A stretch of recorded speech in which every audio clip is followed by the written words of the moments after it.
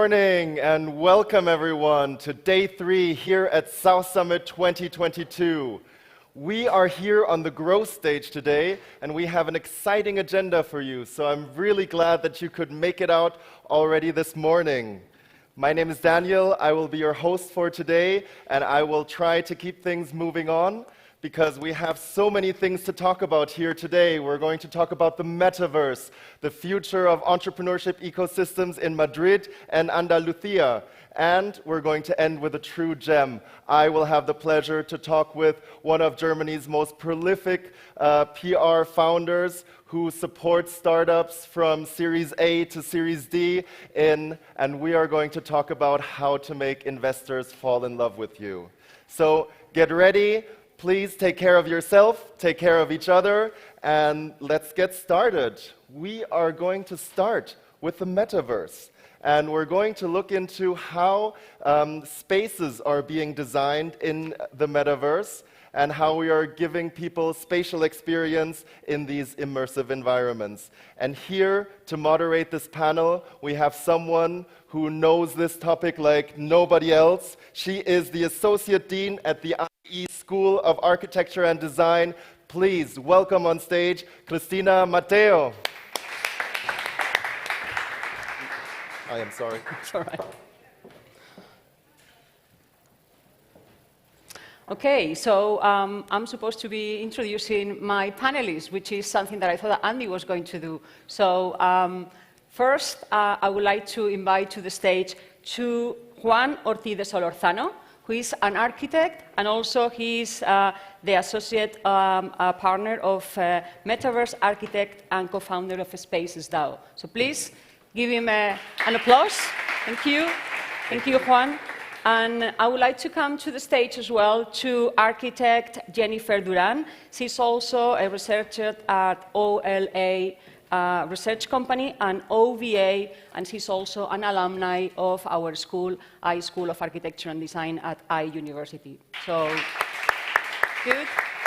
good energy in the morning, excellent. And last but not least, please come to the floor, Gianluca Pugliese. He's also the director of a company called Low Poly, and he's also a professor of digital craftsmanship at the I School of Architecture and Design, so he's also in the ecosystem of I University. So the first thing that I wanted to say to everyone, thank you for being here. I know that we have a huge alternative options, and we are glad that you chose us in the digital space and in the physical space to be here with us. So thank you. We are going to be talking about what's going on in immersive environments. Notice that we are not talking about metaverse yet, but we will. So one of the things that when South Summit asked I School of Architecture and Design to be part of this panel, I thought, what would be interesting? And we thought the best would be to have people who are actually designers and architects and having trained in the physical environment, in the built environment, and now they are actually also doing work, or mostly doing work, in the digital one. So that's why these three people are here. So I'm going to ask them some questions, okay? So let's start with something that I always wanted to know, and maybe I never found out. Probably they didn't either. Tell me in one sentence, okay, as quick as you can, or at least as briefly as you can, how did you make the transition from the physical to the digital, and why? So, Gianluca. Okay, I did the transition 7 years ago when I started to create physical environments, and then I tried to create a digital environment. But from my point of view, now we are in the transition, because I have a lot of customers that are working in the physical, but they want also a digital option of their sculpture or architectural projects. Okay. Jenny, how are you? Well, for me, it was in one sentence, because of the COVID-19 pandemic. In the COVID-19, it was impossible for us to be connected in a physical way. So I started creating this type of projects. In that time, it was not like metaverse project. It was only called immersive environments, for trying to connect and socialize with people because of the COVID. And I think that that's how everything started for me. And Juan, was it something similar for you, COVID? Yeah, well, it wasn't COVID. It was actually more of the opportunity that the metaverse brings to architects. And for me, in my personal case, I've always loved 3D designing and 3D art. So, like, mixing my love with architecture and 3D design, like, you come to the metaverse. So it was like more of the opportunity. First time we hear about the metaverse. So far, we are talking about immersive environments. Yeah. So, okay. So, right, we will get back to that in a little bit. There are plenty of opportunities in immersive environments, and one of the things also that we wanted to explore is what is there for architects and designers, people who have trained in the built environment, in the physical environment, and have particular qualities as well. So we hear, we've been here in these last 3 days, but we hear it all the time.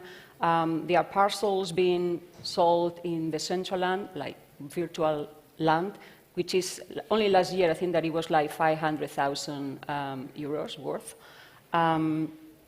500 million, sorry, which is not any amount.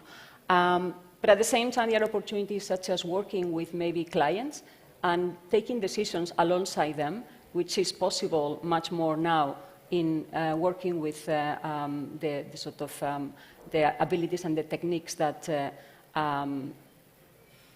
tools such as Unreal Engines, for instance, allow. So how do you actually approach in your projects that sort of shift maybe of opportunities? Anyone? I mean,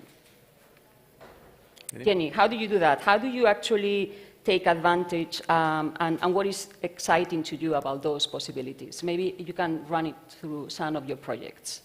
Well, I would love to showcase one of the I'll projects. give you the control. Okay, thank you. Give me 1 second.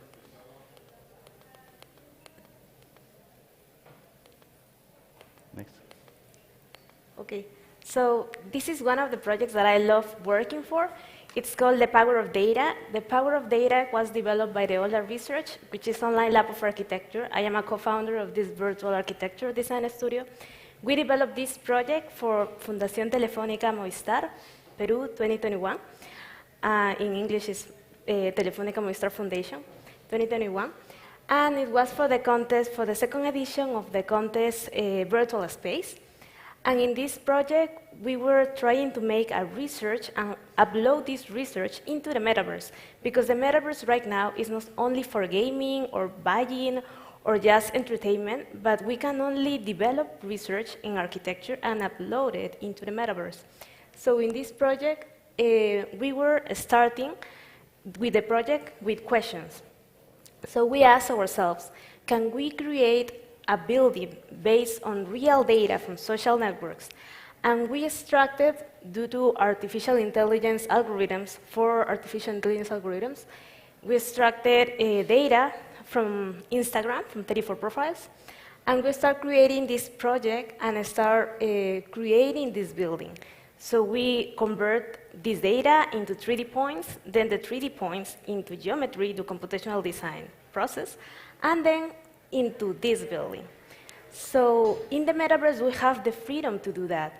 I know that it sounds crazy probably, but here you can see the scale of the building. If we are with the headsets, we can see that the building is huge. It has 234 meters high. It's a skyscraper.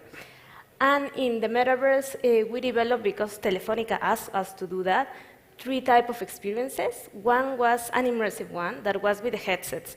But not everyone has the headsets right now because it's not massive yet. Yeah. So we developed another one that is with an avatar. You can enter to the building with an avatar and gather in the building with different avatars. And we also have an immersive experience that is a 360 for the smartphones. If you scan this QR code, you can see the 360 experience that we developed with the same project for Telefónica. And I think that, for me, that's what truly creative freedom is, because in the metaverse, we can create this type of things that looks as crazy and has a lot of a concept-driven design behind, and we can create this in the metaverse. I know that probably that's the best that we can do in the metaverse. We can create without limits. And yeah, that's at least for me. I don't know, Juan. Yeah, and that's so true. And the metaverse, it's just creating, it's no logic architecture in somehow that we forget about the structures, pillars, and everything, and it's just concept and being as much as creative as you can, right? I think in our case, for example, it's interesting our way of working with different clients that many times, like, they want to come into the metaverse, but they don't really know how. So we also do like a consulting process with them, trying to understand what's their business about, their company, what they want to do. So we come to like a whole project, and then we also help them to choose the platform, if it's Sandbox, if it's Decentraland, the Spatial, so different ones. So because at the end, like right now, this is such a new world that there is not a lot of ideas from different people and what do they want to do. So also, like, we help them making those decisions. For example, there is well, I'm going to show some of our projects and talk about the clients and what they did. So this, for example, was a client was an investor fund. So they didn't really want to know anything about the metaverse, so they were like, we want to get in. We don't know how, so they And hired us. why do you think that they wanted to get into the metaverse if they didn't know anything about it? Well, because they see the opportunity and they see the future in this immersive world. So because at the end, from 5 to 10 years, this is probably going to be something that is going to, like, that everyone is going to be in, maybe as social media, as a company, as work in meetings. So like all of these people that are trying to get in, they just want to see a way. So for example, they were like, hey, we want to sell a project to Rock Nation, which is the production of JC. Yeah. And they hired us to develop a project, and they did a donation. So we're okay, we recommend you to do it in Sandbox because it's really nice for events. And at the end, we did this project, which was which they loved, and I think they didn't select to Rock Nation, but to Grindr. So at the end, it's an example. This is an NFT gallery that was also for a client which was already into the Web3. So there is also people that already know. At the end, I think that it's important to know that the metaverse is bringing to every particular company, person, an opportunity. And I think that for us, for architects, it's a bigger opportunity since there's going to be so much like creativity and work to do and 3D designing. So at the end, that's also a big reason why we are here, I think. Yeah, and I think that also not many architects and designers are actually leading companies involved in designing in the metaverse. So I think that there is also a big responsibility to be there as well. Yeah. So that's an important aspect. And it's hard to educate architects right now because we were trying to find people to hire architects, and when you tell them that you are doing architecture in the metaverse, they are still very skeptical about it, and it's kind of hard to find people because they're like, why in the metaverse there is no construction? But at the end, I think that we have to shape this new architecture that it's emerging right now. So, yeah. Okay, so yeah, Luca, you work slightly differently, and probably your projects will be slightly different because you work from the physical and then you move into the digital. So tell us a little bit about that. Yeah, just the last job that we did in Milan during the design week was super interesting because Rossana Orlandi, for her gallery, asked us to create a digital sculpture for the metaverse. But the main goal was to teach to the main people how to enter in the metaverse and how to buy an NFT in an easy way. Also looking the way to be sustainable, using recycled plastic or using NFT that are based on blockchain that doesn't consume a lot of CO2 to be mined. So we decided to create a physical sculpture that is digital, but also is physical. So we are specialized in large-scale 3D printing with the sustainable material, and normally we create a different environment, physical environments that are also digital.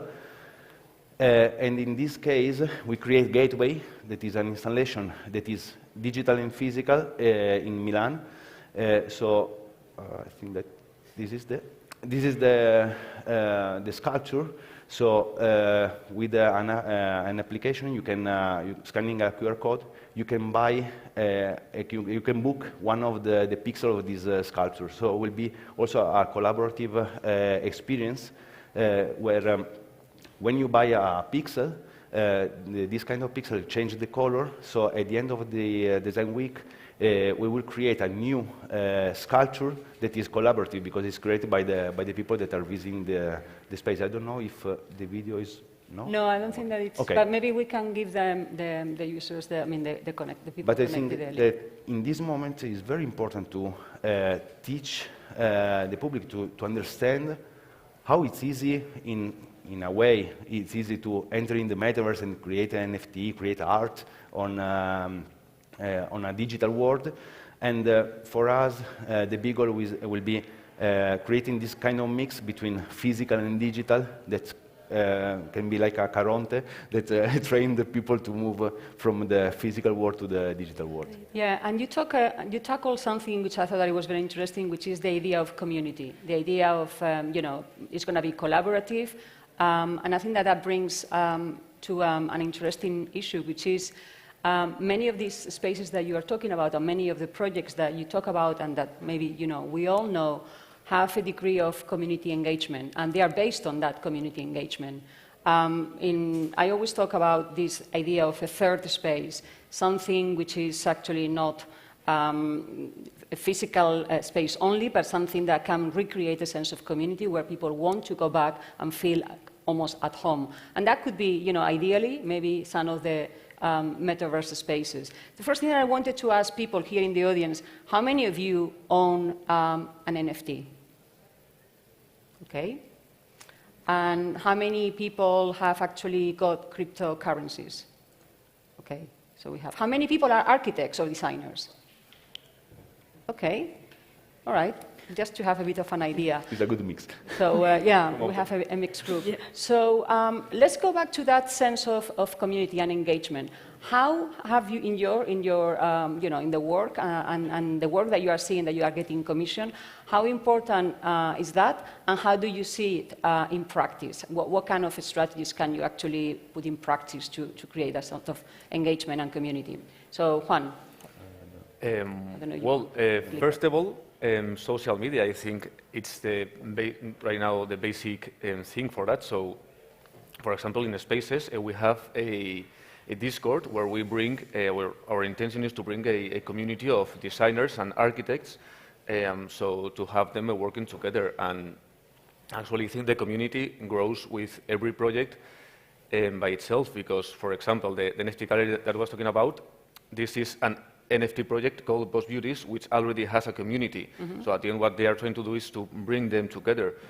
Also, for example, the Bluebird Gallery, which is also a project that we did in a Spatial and in Sandbox. They brought it to, we brought it to two different metaverses. This one, at the end, what they want to do is a place for events and a place to gather with people that they cannot gather in the real world. So having a place to gather in the metaverse and also to show their NFTs because they are collectors. So, I mean, the community, apart from social media, Twitter, Discord, I think it's going to keep growing because this realm brings interest from everyone, because like when you talk about the metaverse, like they want to see more, they want to talk more with you. At the end, it's something that is going to happen and it's going to keep growing. So for us, for example, our biggest intention is to try to make a community of architects and try to, because our latest objective is to make like a DAO of architects where we can work together, like based on commission. And so at the end, I think that everything going around all of these metaverse, it's about bringing community together and working together and creators. So a workplace metaverse as well, that's something that you're talking about, which does already exist. Many companies already have some sort of workspace for collaboration between partners, clients, and other companies. Yeah. A lot of companies right now, actually, what they want is a place for events or a place for work for the company, so they can, like, instead of meeting in Zoom, just meet in an immersive experience in an exhibition hall. So that's a lot of companies are doing that right now. So that's also another reason. Okay.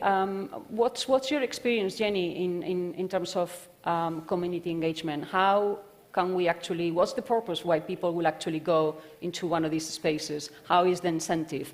Not only as alluding to this idea of the third space, people go and then they want to come back. Why would they do it? Well, I agree with what Juan said, because when you get commissioned by an artist, by an NFT artist, for doing something in the metaverse, it's because they already have a community. They already talk with their community, and their community are very happy with them. They have like Discord, Twitter, or the social networks, and they get with the community together via the social networks, but they now want to do a new step, that is gathering their community in a three-dimensional space. So for that reason, they want a metaverse project for doing that. I have here, let me search for the project. And for that reason, the community is going to be involved with the design. This was a project that I developed for an NFT artist. And the project has a lot of social spaces. It's a project like in outer space. And it has an NFT gallery inside. They also see it as an e-commerce in a way, but it's a new type of e-commerce, because in this type of metaverses, you can have the NFT, and if you click in the NFT, you can go to OpenSea, Rarible, Super Rare, the NFT place, so you can buy the NFT. And you have everything connected, like it's like an e-commerce. That's why I was talking at the beginning about buying in the metaverse. But they also want social spaces for their communities, because they want to be with their communities in a three-dimensional space and talk with them. And also they have, well, at least in some projects, they have a token key. So only the community is going to access to the project. Not everyone is going to access to the project, only the community. And in a sense, the community know that they are, well, they belong to that space because of that, because they have the token key, they know the artist, and they already talked with the artist before in a different way, like in a 2D way. And right now it's like the evolution of that relationship that they already have with the artist. And that's how I see the metaverse and the community, how they belong to that metaverse. That's, I think, that what I want to add to what everything that Juan said. Gianluca, in your case, you are kind of talking about the project in Milano now, which continues because the community, or rather not the community, but the public in a way collaborates. That's a more open notion of community. How do you see that engagement of community in immersive environments? I mean, in my company, we are working in a 3D environment, so we work together in a collaborative way with VR glasses to create a digital or physical structure too. But in the case of the Milano Design Week sculpture, I think that is a big point that is the metaverse give a new life to an art piece, because after the week, the sculpture will be keep out from the place, but it stay in the metaverse. So it keep remaining in the metaverse with a new collaborative way. Talking about collaboration and community, as Jenny and Juan told before, metaverse is pushing a lot the boundaries of architecture and design, because in the metaverse you can create structure that doesn't take into account the force of gravity or whatever. So in Low Poly we have a goal to move this kind of metaverse and collaborative community design to the craft.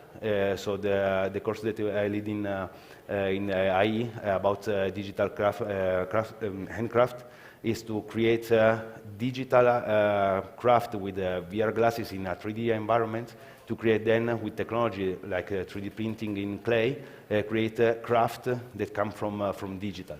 So our goal is to create a community about a collaborative environment to create craft. It's almost like a sort of retro metaverse. Yeah. Which is an interesting concept. It's kind of meta pottery space. Yeah. Pottery space. So projecting ourselves, we have a few more minutes to go, and I wouldn't like to miss the opportunity to ask you, how do you see, I mean, there is one prediction which people are actually interchanging, and it's like, well, in the year maybe 2026, the amount of people who will be in the metaverse will be about 25%, and they will be spending about an hour per day in the metaverse. You think that that's realistic? You think that that's actually something that is too low? Because you seem very already, working with lots of clients, with lots of projects. So what's your view? You think that this is too perhaps pessimistic? I think it can happen, and actually more. Like right now in social media, how many hours do we spend a day? So now, if you combine social media, because the metaverse, it's going to be not only about working environments, it's going to be also about Twitter Spaces, to be in a virtual space. It's going to be about Instagram, watching in an immersive way the photos. I don't know, like this are examples. So I think that if you combine like the time you're going to be spending in the metaverse as some work and also social media, it's going to be probably more than an hour a day, but not as something wrong, as something that already it's happening with the social media. So it's not new; it's just different in some way, right? Yeah, for me, it's the next evolution is the next step. Because right now, the little kids are already in Roblox every day, in Minecraft, in all these video game platforms, and they spend a lot of time there.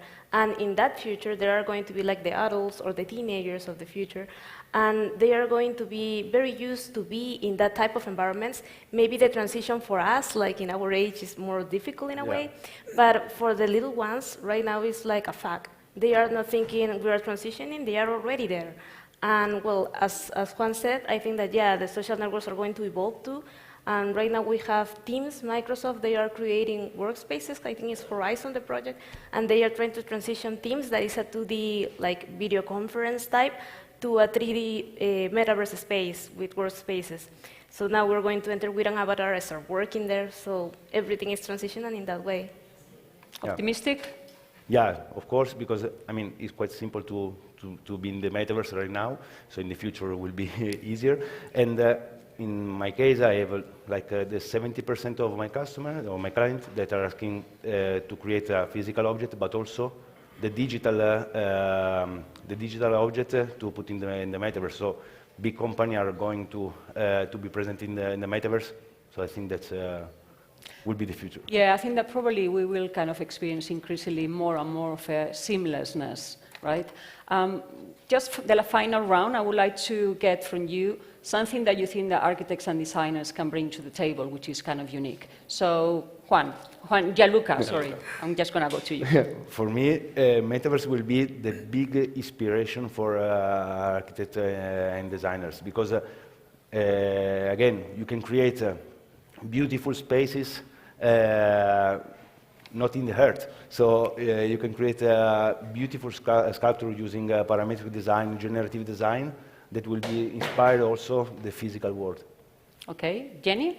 For me, as a creator in the metaverse, the only word that can describe my experience is freedom, creative freedom, because as an architect, you have a lot of parameters in real life, but in the metaverse, you start from scratch. So imagine the possibilities are infinite. Juan? Yeah, I think like I agree with both of you. I think that's completely true. And I also want to say that as architects, we have like an important role on shaping the cities, right? So in the metaverse, it's important that now we also find new collaboration with new type of designers. So like we have worked with constructors in the real life, with electricists, with the water, I don't know how to say it in English. So now we have to collaborate with developers, with programmers. So there's a lot of new people that we have to find. So like right now there's a whole new world to discover as architects. And still also probably working with the real estate developers and the builders. And so it's almost like unfolding the complexity. And I'm glad that we finished on that note, because this South Summit is all about decoding complexity. So I think that that's a good sort of ending for the talk. So I think that we are in a positive vein. We think that architects, designers are the right people to be at the table where these discussions are held, and also big responsibility and opportunities. So with that, I would like to kind of provide a big applause for our speakers today. So thank you very much.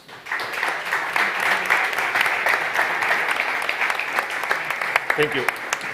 Thank you. Brilliant. Thank you very much. And thank you, Christina, for your excellent moderation. Thank you. Oh, that was a great panel. I'm glad we could, you brought some pictures actually to look into the metaverse. Unfortunately, perhaps these screens are big, but not that big. So if you're in the back and you cannot really see what's happening on the screens, you can move a little bit more to the front. I promise the next panel, they won't bite. And actually, Gianluca was almost taking my job, because you already introduced the topic for the next panel, because we are now going to look into what are corporates doing in the metaverse, how are they getting into it, what is already happening there. So we're going to stay on topic, and for this we have a brilliant moderator coming up. He is leading ventures building on tech ranging from AI to machine learning to blockchain, and now they're also, of course, getting into the metaverse. And he is the innovation director at Naptilus Tech Labs. Please welcome on stage with me, Saul García Huertas. Thank you.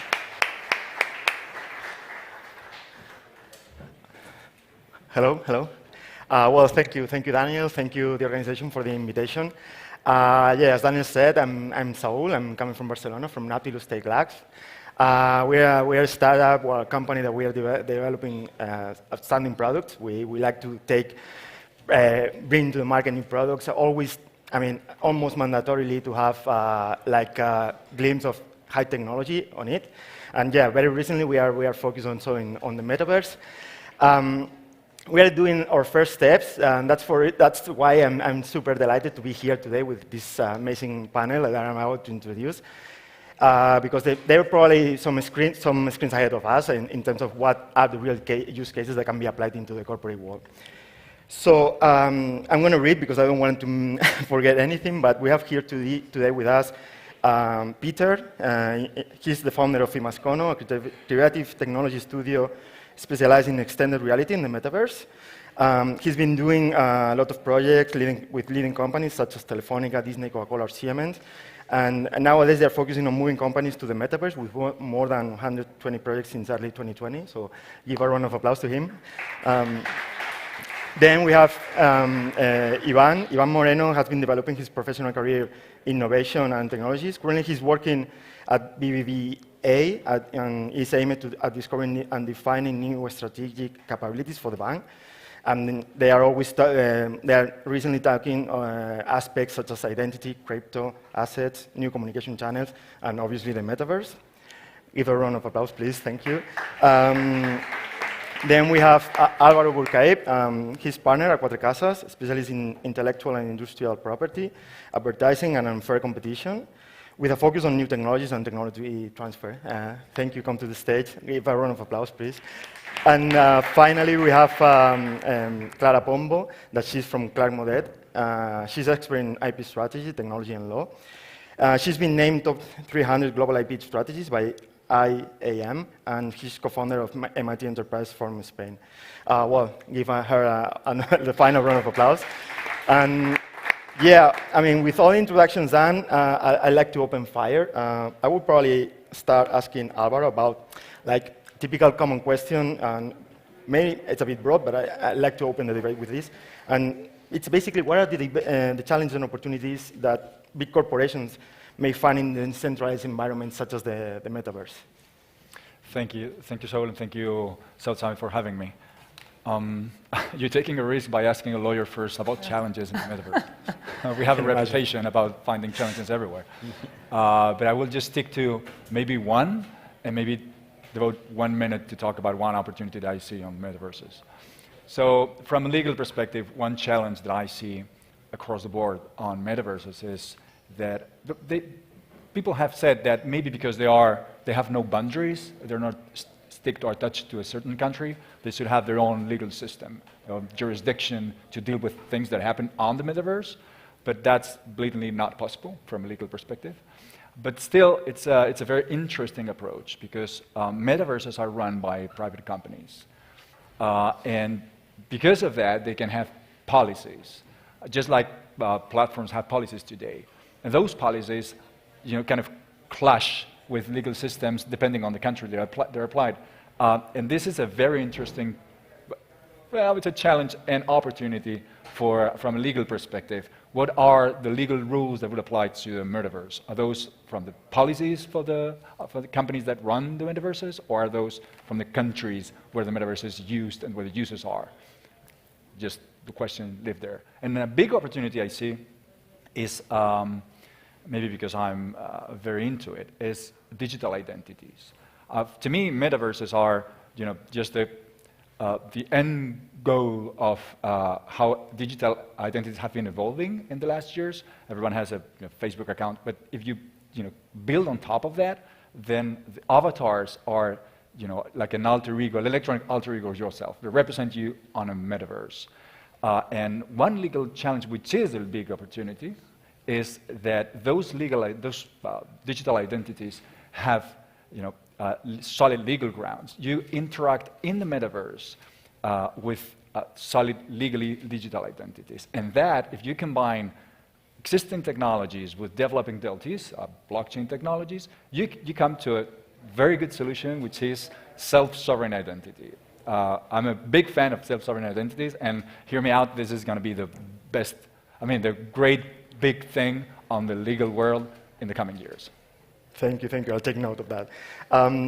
Yeah, I would like to take a chance also to, elaborate a bit further and asking Clara, because she's an expert on IP management. What are the main challenges and opportunities that you see when it comes with IP management in the metaverse? Yes, thank you. That's such a great question. In fact, there's a huge wealth of opportunities actually for IP owners to develop their assets in the metaverse. On the first hand, we have the potential of all these new technologies, augmented reality, mixed reality, virtual reality, that are going to need huge technological development to increase the possibility of the devices. There's going to be also the challenge of the blockchain development platforms, and you're going to need all these, well, first of all, to develop this IP and to register this IP.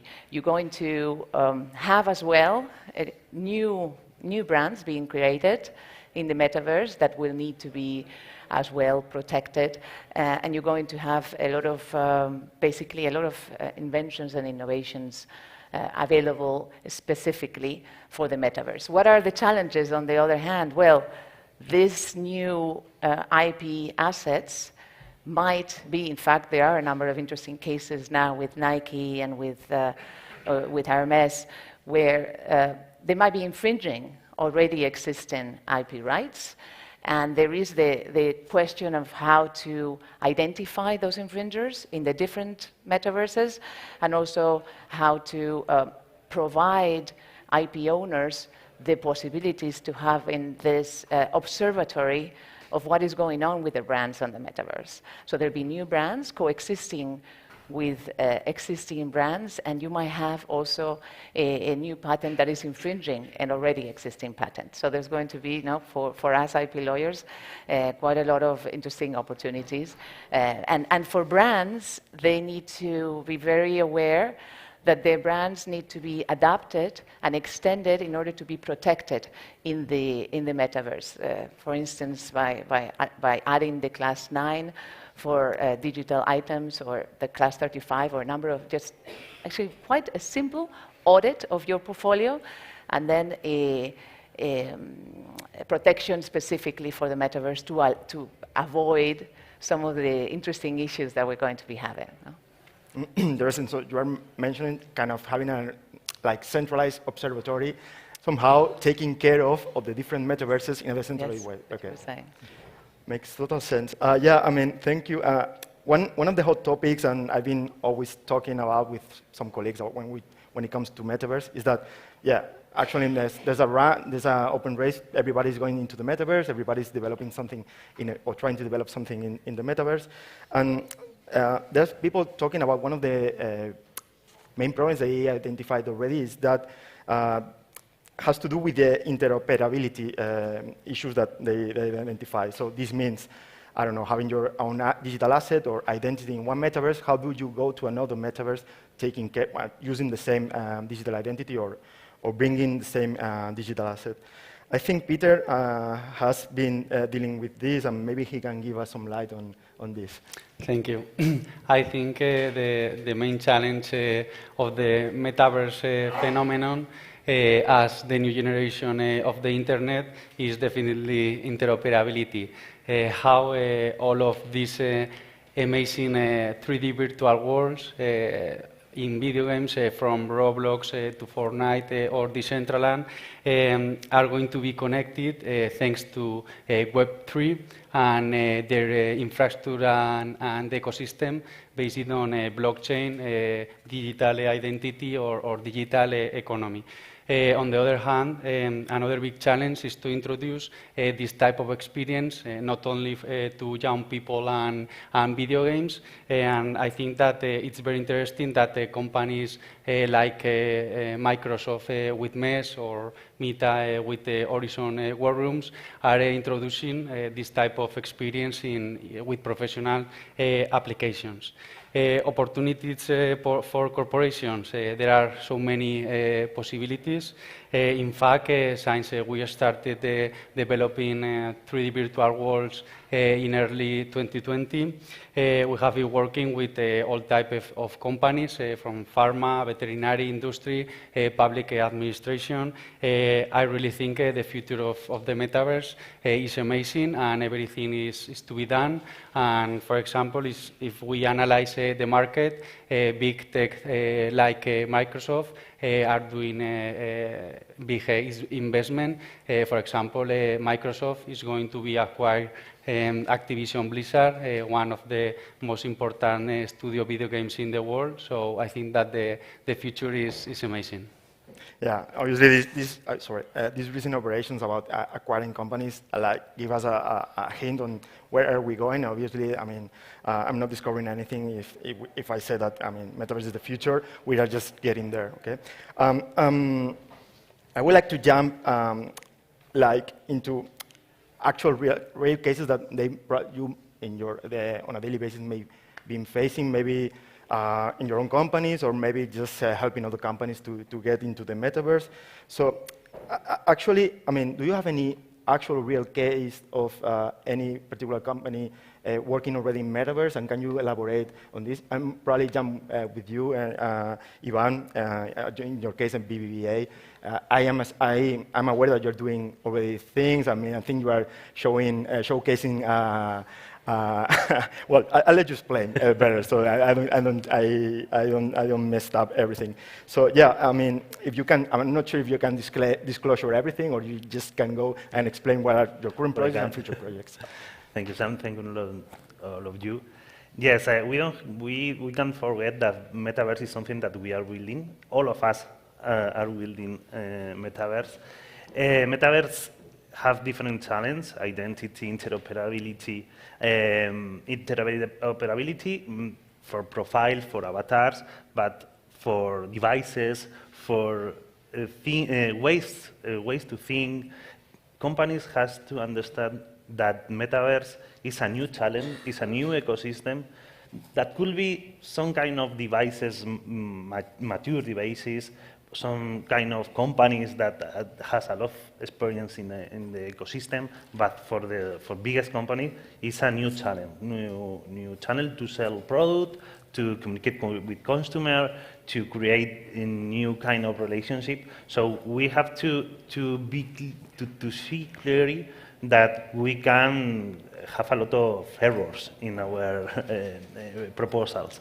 So, for example, we are trying to feel how people feel going to a virtual branch. We don't know how people feel going to a virtual branch, speaking with his own agent, talking about the money. So we think that could be a first step for go together with the customer, but the reality of this metaverse will be when for example, the finance goes embedded into the experience of the metaverse. So we need more experience. This experience is maybe not created by banks. It has to be created by other kind of companies that knows better the good experience for the customer. So for us, it's very important to be closer to the experience, and the experience has to be created for other kind of companies. Thank you. And yeah, you talked about a virtual branch. And do you have any projects in pipeline that you can disclose just a bit?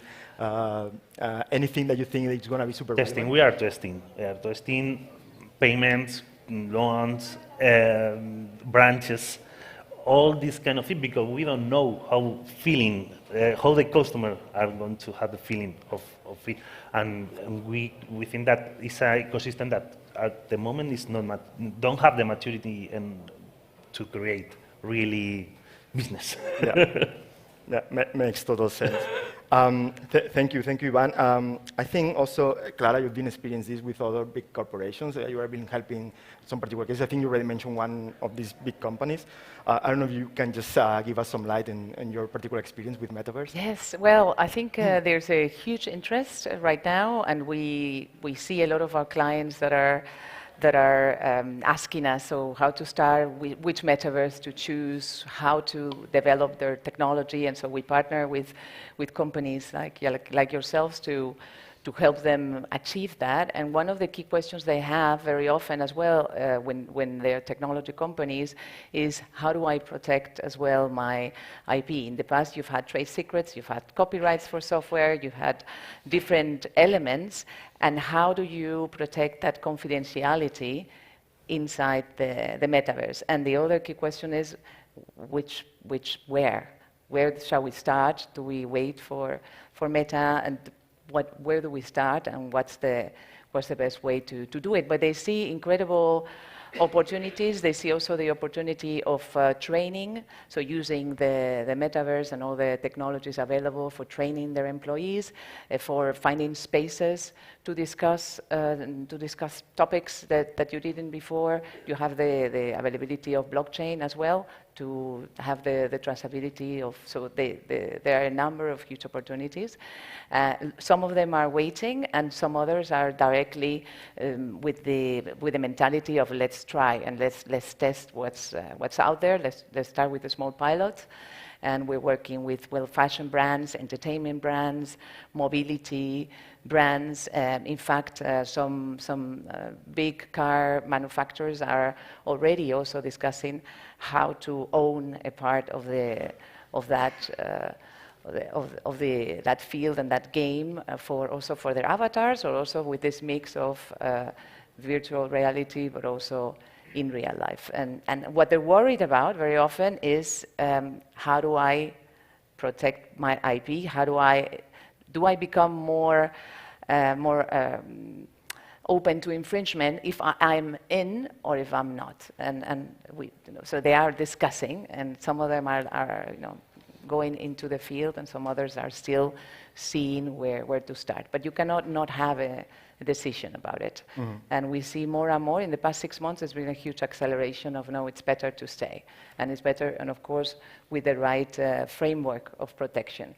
And the framework of protection with IP laws, you have international and it's local. So you can have, even in Europe, we have different laws and regulations. So the question is there going to be a common law for everybody who's in the metaverse? And it might be in Malta or in Russia, somewhere else, but the infringement is taking place in one of the countries. So what law do you apply? Thank you. Yeah, basically, I mean, we were talking about what is going on in the corporate world. We were talking just before this panel with Peter, and he also mentioned that he had some past experiences or recent experiences with other type of corporations that are not actually corporates, but public administration.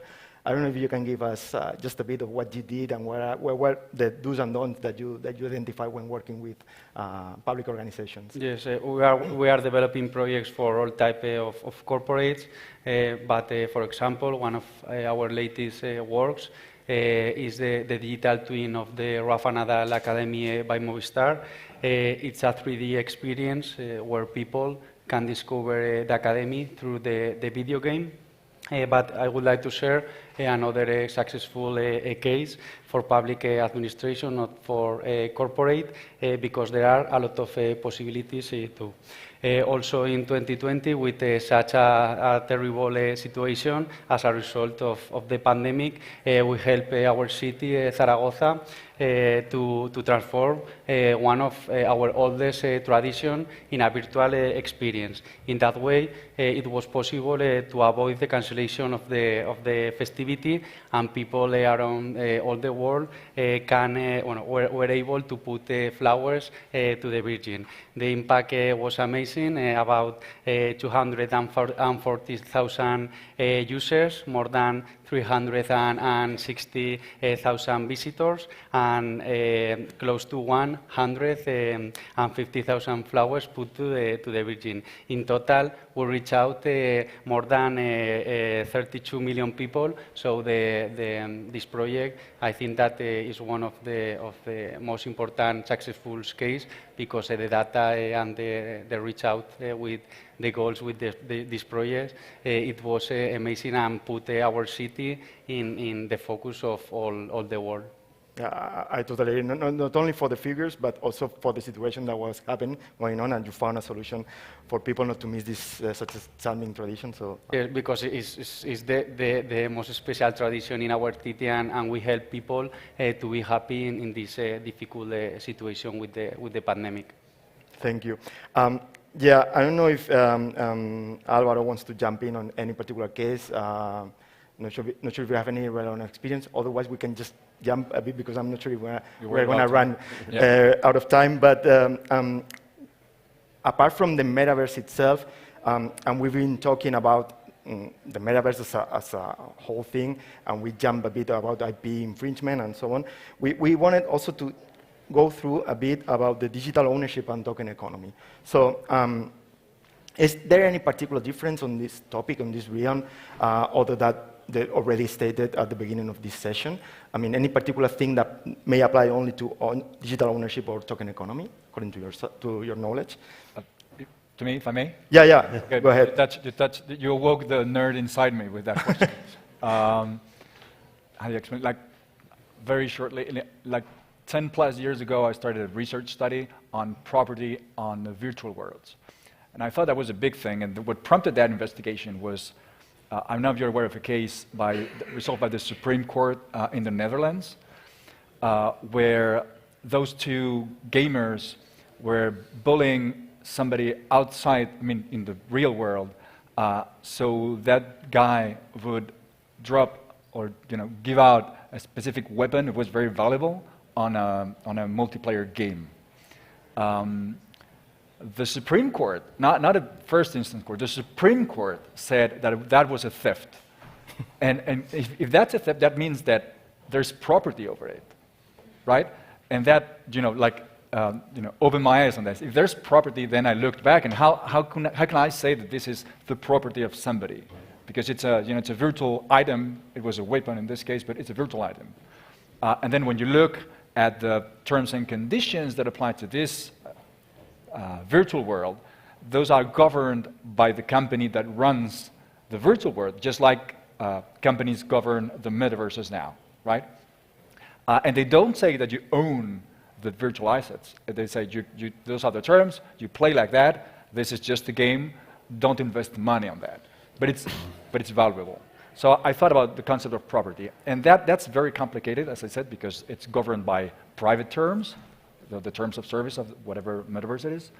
But this has changed a lot recently.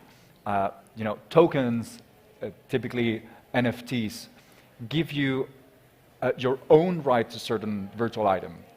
And if interoperability is right, you can have your NFT on your wallet and then move it from one metaverse to another. And this is a big difference because on a certain playground, which is the metaverse, you can use your own things, being NFTs or those type of tokens that are owned by you. You have it on the wallet. We talked before about digital identities. Your SSI can have properties being virtual properties. And this is a game changer to me. Thank you. I don't know if Clara wants to add something, or maybe I want from the lawyer to perspective. just a quick add to that case. There was a case of Nike versus StockX, which is a virtual reseller of sneakers, of Nike sneakers, and there was a question of who has the ownership of those NFTs. So they started selling these very expensive Nike sneakers on the digital world, but you could also have them on the real world. And Nike sued and said, well, I want to create my own NFTs. You are not able to do that. And you are infringing my right to have a presence on the metaverse. And they were saying, well, I am actually not owning these digital assets. I'm just reselling them or giving them a second life, basically. That hasn't had a resolution. We're waiting to hear, but I think that would create also a case law for other future topics on ownerships of NFTs. And the other topic was the ownership of artists' works that might be infringing, for instance, in the case of Hermes, might be infringing the rights of brand owners, and they are they're saying, well, I have my freedom of speech and my freedom of, and I want to put this art, which is actually using an Erkin bag and with a baby fetus on the metaverse, and you can't do anything about it. And that's all an area, a gray area that needs to be regulated, but a very interesting one. Yes. The metaverse, the most important thing in metaverse are the value, and ownership is a need but tokenization, tokens, is itself an use case. It's really the focus of the innovation around the metaverse. All the things that we will create with this tokenization is incredible. It's a future. Thank you. Yeah, I think we are about to run out of time, but I was a particular question maybe to you, Peter, because I mean, as we all said, that this is like a thing that needs to be evolved. There's a lot of room to grow, but I was curious about one particular case that we spoke earlier, that it's about how to commercialize, give these NFTs in a way that people understand additional utility, and you talk about like taking a hybrid approach. And you mentioned something about the Bui Foundation, could be. I mean, I don't know if you can elaborate on this. Yeah, in my humble opinion, I think that the future is hybrid. For example, at the beginning of this year, we launched this project with Telefónica and Ferran Adrià, a Spanish famous chef from Barcelona. And our project was about a 3D virtual museum where people can buy an NFT limited edition with 2 applications, obviously with this digital ownership, but also with application in the real world, because people that have this NFT can visit the El Bulli Foundation before opening their doors to the public in general. So I think that the use case of the NFTs is hybrid, and I think that this is the main value for all the world, because people can live a physical experience. Okay, thank you. Yeah, I mean, it's interesting to what you just said, because you said that the future is hybrid. I've been taking this as a more something like in the meantime till we get to a totally digital future. But well, I mean, I guess this is another different debate that we have maybe in another panel. But not sure if there's anything left that you wanted to say, or something that you keep for yourself and I didn't ask you. I might just add as a question also to the audience and in general. What happens when artificial intelligence creates works of art or creates inventions? Who is the owner there?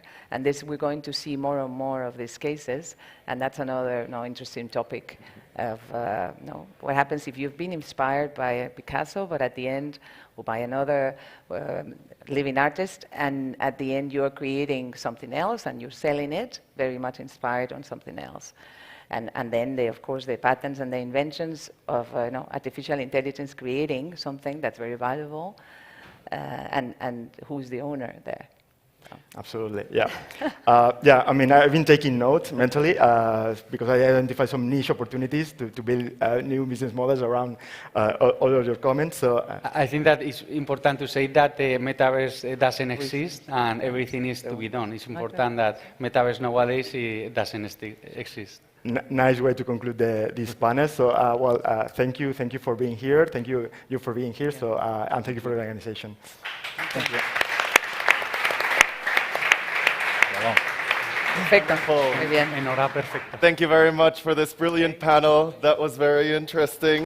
I also wonder, like, who then owns these things? If it's the AI that creates the art, creates the assets that we're talking about. Good, there's a little bit of movement in the room. I like that. The room has filled up since this morning, so welcome everyone to the growth stage. It's nice to see you here. Glad you could make it through the Friday traffic here in Madrid. I hear it's not easy to make it through that, so wonderful that you're here with us. If you're just starting out today, you can find the hashtag up here. It's South Summit 22. If you are tweeting, putting things on LinkedIn, don't forget to look at the hashtag, and you'll find all participants and what they're saying up there as well. And so we're going to move on from the future of the metaverse to now the future of the ecosystems, and more specifically, the ecosystems here in Madrid and Spain. And for that, we are going to have a panel that bridges both the public sector and the private sector, because major players, institutions, and corporations are working together to make this ecosystem more lively so that it offers opportunities for startups to grow. And here to moderate this panel, we have someone who could not be better placed, because her company, InnoBooster, that she is the CEO of, sits exactly at the intersection. They help startups grow, and they help public institutions put on innovation programs that work and that are effective. And she's been running InnoBooster for 6 years now, and she just launched a new company as well, so we can almost call her a serial entrepreneur. So please, help me welcome here on stage a well-known speaker and moderator, a fan favorite, and part of the family here at South, Ana Duran Moreno. Thank you. Thank you very much, Daniel. It's a great pleasure to be here again with this very interesting panel. The panel talks about the next generation that brings entrepreneurs to make them become a scale-up. Okay, now we have great speakers from both private and public sector. From the public sector, we will have Ana Cremades from the Community of Madrid and David Alonso from the University of Complutense. And in the private sector, we will have David Miranda from Osborne & Clarke and Victor Smith, and Victor from NetGuru. So let's do a big applause and welcome them immediately. Come on, get in. Great, take a seat, please. Super. It's a great pleasure to have all of you here. Thank you very much for your participation in this great panel. And I'd like to start to ask maybe Ana Cremades, which is the Director of Research and Technological Innovation in Community of Madrid. Community of Madrid is the leader of the regions in Spain in supporting tech startups, in supporting tech companies. So please tell us, Ana, how do you do it? Okay, thank you very much. Thank you for inviting me and having me in this panel on behalf of our regional government. I'm very glad to be here with you. And of course, Madrid is a region that had all the necessary ingredients to make the recipe working. And we have become, in the last years, a great innovation hub. And I think that we have different conditions that are all together putting our ecosystem in a great form. We have very dynamic and innovative companies, all sizes, all sectors are in Madrid. And our companies are very well connected in a region with a strategic position, with a preferential link, of course, to Europe, but also to Latin America and even Africa. Also, thank you to South Summit. Yes, yes, of course. There we were, very happy to represent Madrid also in Brazil. And we have an advantageous tax system. With investors also, we are very attentive to innovation. We have also leading universities, leading school business, leading research institutes, so that the innovation base in knowledge can be accomplished with a collaboration with all of them. And we have also a very important potential market. Nowadays, our potential market is global, of course. And I think that we have built in the last years a very strong ecosystem. More than 26% of the companies with high intense innovation are from Madrid in Spain, and the patents, well, the figures of investment also, we have great numbers and we are growing. So now is a good moment to be on board in Madrid. Very good. Thank you very much. Victor, I know that you are becoming now, very soon, a board member of Endeavor, right? The NGO that grows companies, making them become unicorns. And now, apart from that, you are the CEO of NetGuru and taking care of it. And now NetGuru, I don't know if everybody knows it, but it has already on board 900 people and growing since 14 years ago when it started. So tell us a little bit more, why is this so important to be working with NetGuru? Because it's a great tech partner. Yeah, so I mean, look, I have a kind of two hats here. I'm a guest, obviously, in Madrid. The company is based in Poland. We work with startups and scale-ups all around the world. Some of them also here in Spain. And what we see is that there's probably like three major things that scale-ups need as they grow. And one of the biggest ones is access to talent. And I think we've been helping some of our clients access technology talent, product talent. And I think some of the most important part that ecosystems can support companies with is this one of these challenges. Is access to talent on the technology side, on the business side, when they're kind of going into different markets. And I think in some ways, Spain and Madrid specifically is very well positioned to do that. I was at the party last night when there were people from Argentina, people from Brazil, people from all over the world using this location as a kind of a gateway to Europe for them. So I think there's a lot of opportunities to be able to grow, and I think the talent is really something that a lot of those ecosystems have to be thinking about. How do we make this a place not only for founders, companies, but also for engineers, folks doing different things in high growth startups, to be the place for them to come and grow. Great, absolutely. I absolutely agree. And there's also very important another, let's say, step for the companies that are growing up and scaling up. That's the legal part, right? David Miranda is a partner at Osborne Clarke, and can tell us why it is so important to have a legal partner when you are growing up. Well, I would say when you're growing up a business, inevitably you will find roadblocks, problems. So especially if it's an innovative business, right? So I think it's crucial to have a legal partner or in-house lawyers or lawyers advising you, helping you to address these legal issues that you will find down the road.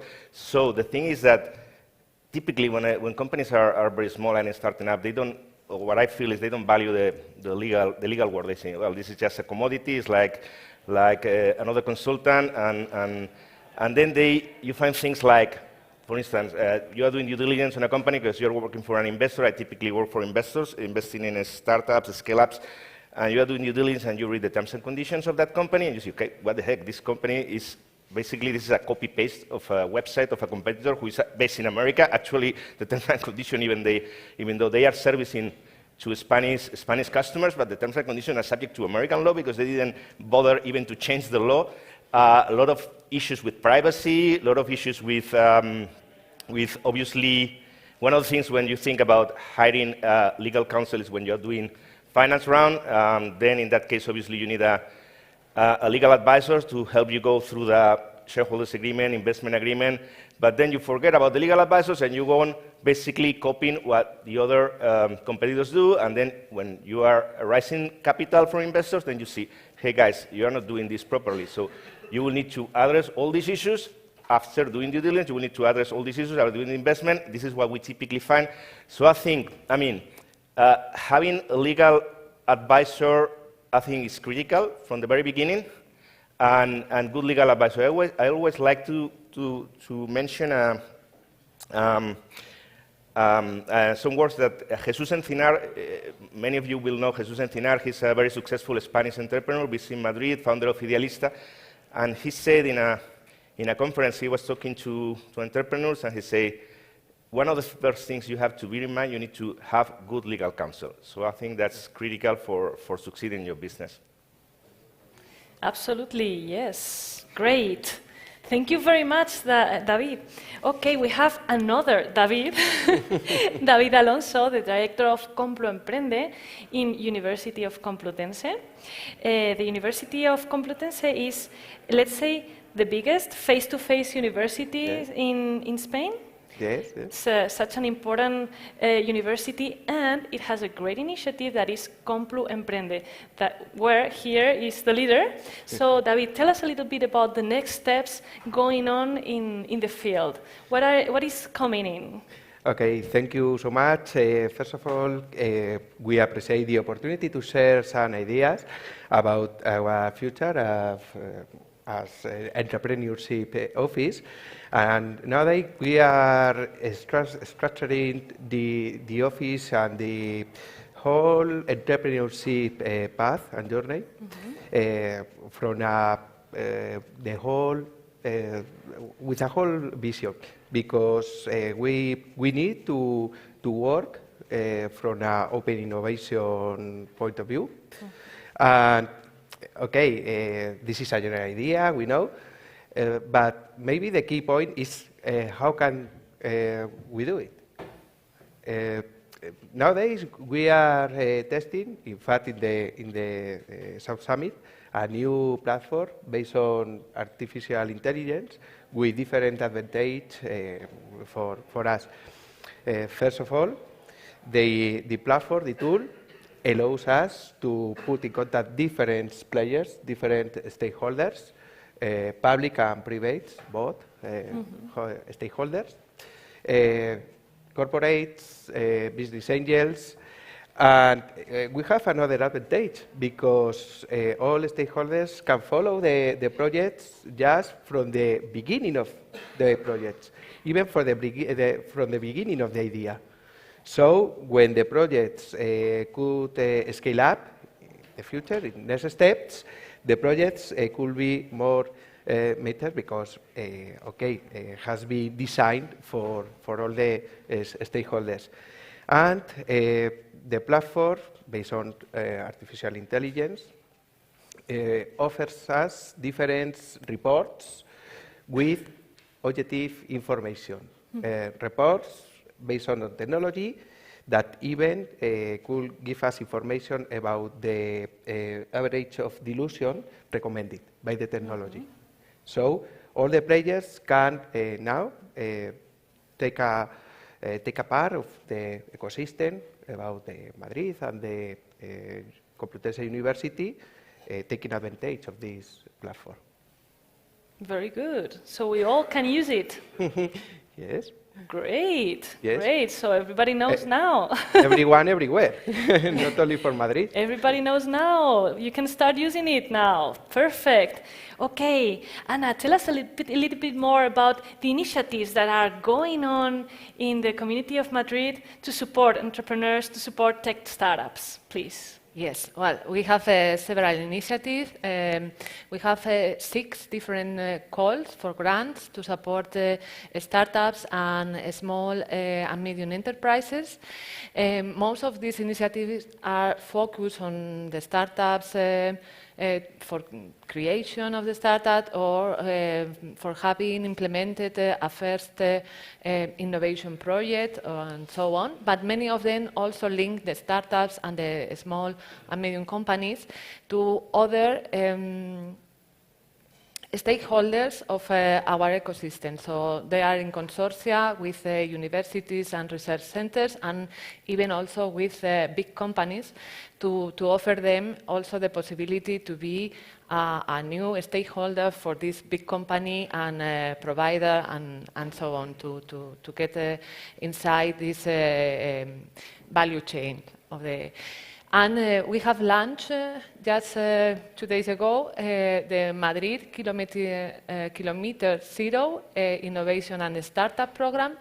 This program will have a lot of different initiatives. Some of them have already started with formal and informal training, networking, education projects to bring the culture of entrepreneurship to the university also, and many others like incubation programs, supporting different sectors. So you will hear a lot about this new initiative of Madrid in the next few months. And we have a third initiative that are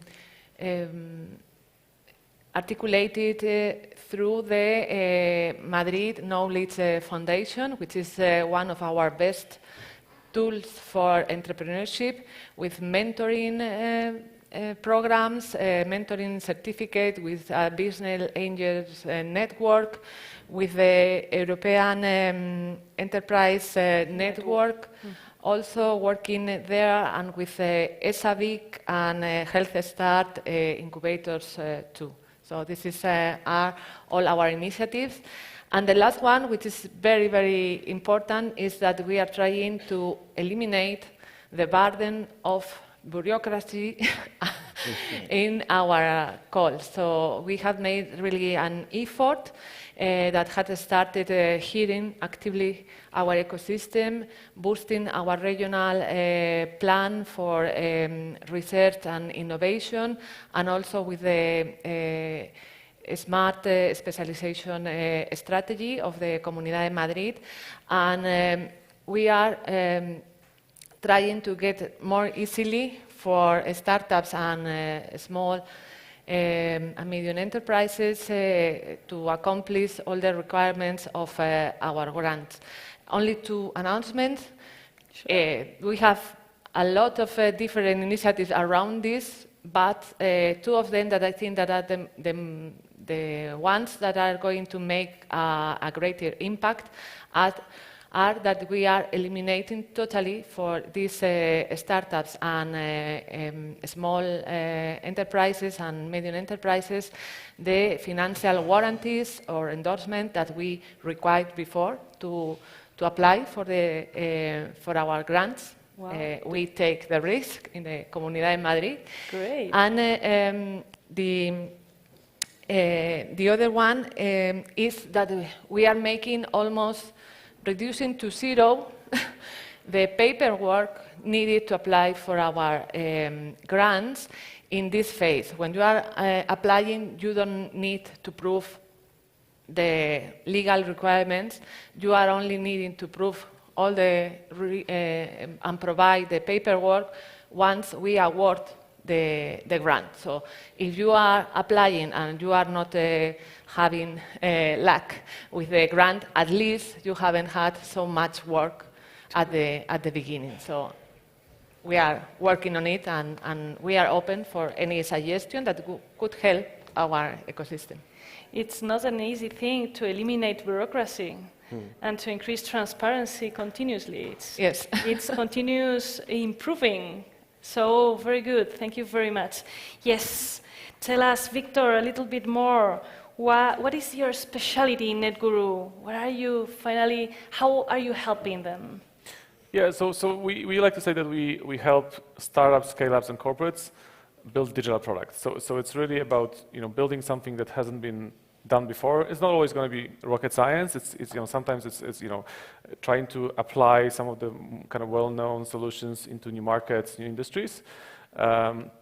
So our clients come to us because they want to innovate, and some of them, this is what they do because they're a startup, they're just starting, they're building something new, and some of those are corporates that want to become, they want to kind of disrupt themselves before the new entrants disrupt them. So it can help them, from the ideation side through, design, product design, implementation, and then building those products. And what we've seen is, I think, some of the most innovative companies that we are able to work with really understand that you need to do pretty much everything. And you need to try to innovate in all the different areas of your business. You need to try different routes. You need to be ready to kind of risk and experiment, like what you said, taking those risks and really accepting that probably I don't know, between 50, 80% of what you're going to do is going to end up being some kind of a waste, but it's going to be a learning for the organization. It's going to be a learning for to understand the market better. And this is something that traditionally I don't think is very well understood, especially in large corporates. Like you know, if you start a project, there has to be a roadmap, there has to be a business case. And if it doesn't end up being a positive ROI, it's somehow a failure. And for our clients, the most innovative ones, they can understand that if the project fails, the learning is the ROI from the project. So I think this kind of mindset of being able to fail and getting some of the startup mindset, startup way of thinking for the larger corporates or scale-ups that they're at the stage where they already have an established core business. Is something that definitely makes a huge difference for at least for our clients. Great, thank you. Great, sounds very good. Learning a lot in this panel. Okay, David, tell us a little bit more about, well, how can you what's the challenges that they find? You have told us a little bit about of that. Well, I mean, I think one of the first challenges that you find when you are building up a business generally in Spain is facing the government. So this is why I'm so excited to hear what Ana is explaining about Madrid, because Madrid is doing super good. I'm based in Barcelona, so I'm actually jealous of what you're doing here, because Barcelona used to be, the place for startups, entrepreneurs. And now Madrid catch up with Barcelona some years ago. Now it's on the lead, so it's incredible it's amazing what you are doing. So one of the things is facing all the regulations, all the bureaucracy, and then another typical challenge that startups find is when they are doing the internationalization, right? So when they're starting selling their products abroad, setting up subsidiaries in other jurisdictions. So basically, they need to have legal advice.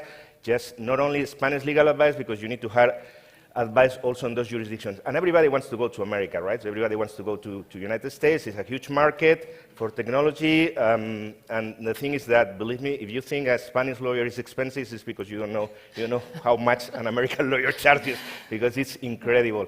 So yeah, there are a lot of challenges, and actually one of the things I find is dealing with the stock options. This is one of the things that, in Spain, we are in the process of approving a law for startups, and they are trying to introduce some changes. At the end of the day, I don't think the president is coming in a couple of hours, but I think at the end of the day, it's a lot of smoke. I don't think that law will actually introduce any material changes in what we're doing here in Spain. So this is why it's so important that local authorities like Madrid helps this innovative ecosystem to foster, to grow, and to be successful. Absolutely, absolutely. I totally agree. Great. So, David, tell us a little bit more about how do you do the steps with the companies? How do you help them grow? Okay. Yes. I want to draw your attention to these several ideas in this way, because first of all, if we remember the center of the golden cycle of Simon Sinek, the reasons why we need bigger companies, is the global challenge for us. No, we need to confront us the global challenge from the entrepreneurship.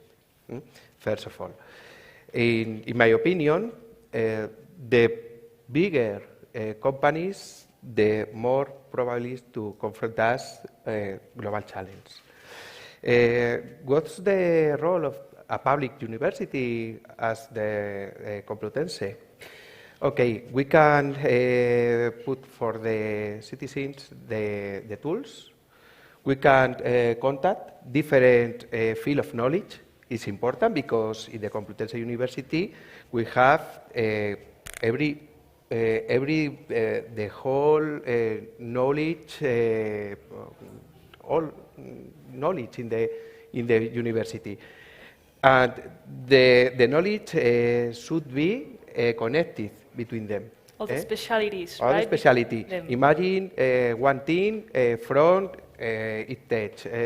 Imagine one student or professor from marketing or from geography and history and put together.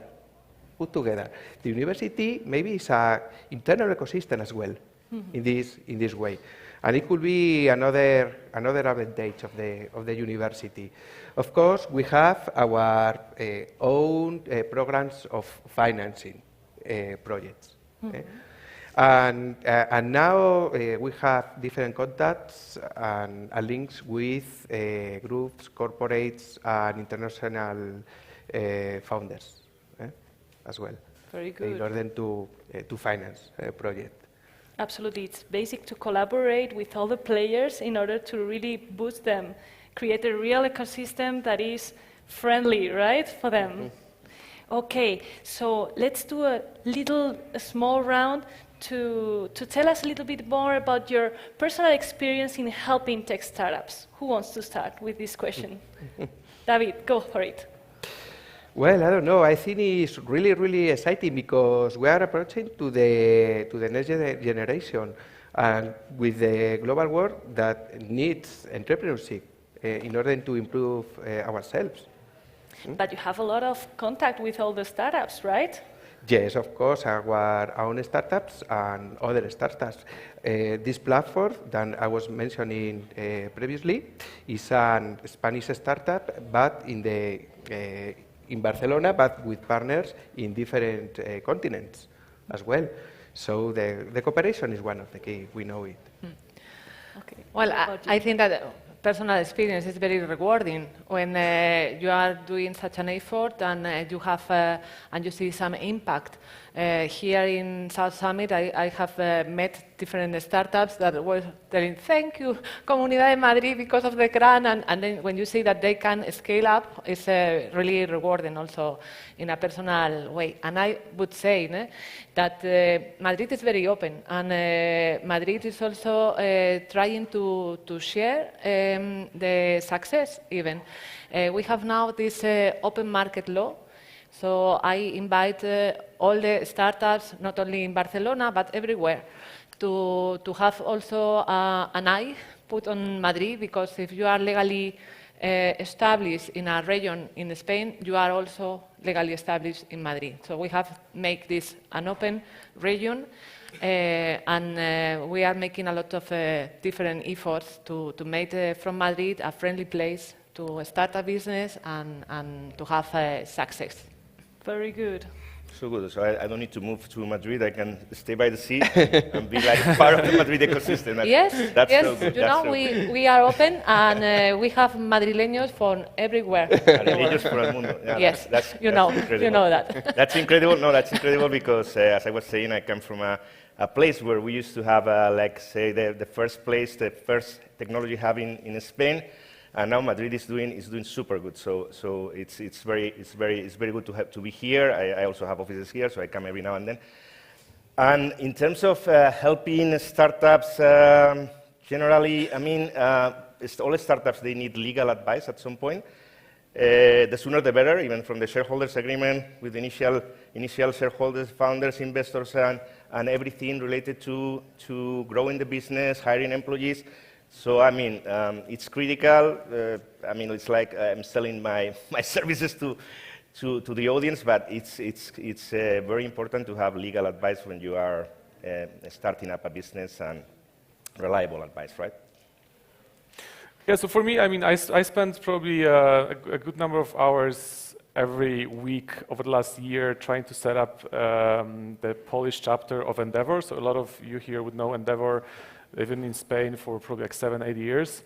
Some of the most well-known startups like Cabify or Glovo are part of the community of the network, are Endeavor entrepreneurs, and they've never been in Poland. So we kind of spent a year setting it up. It's literally just getting started in Poland. So we kind of like also interested to learn from local ecosystem here in Barcelona as well.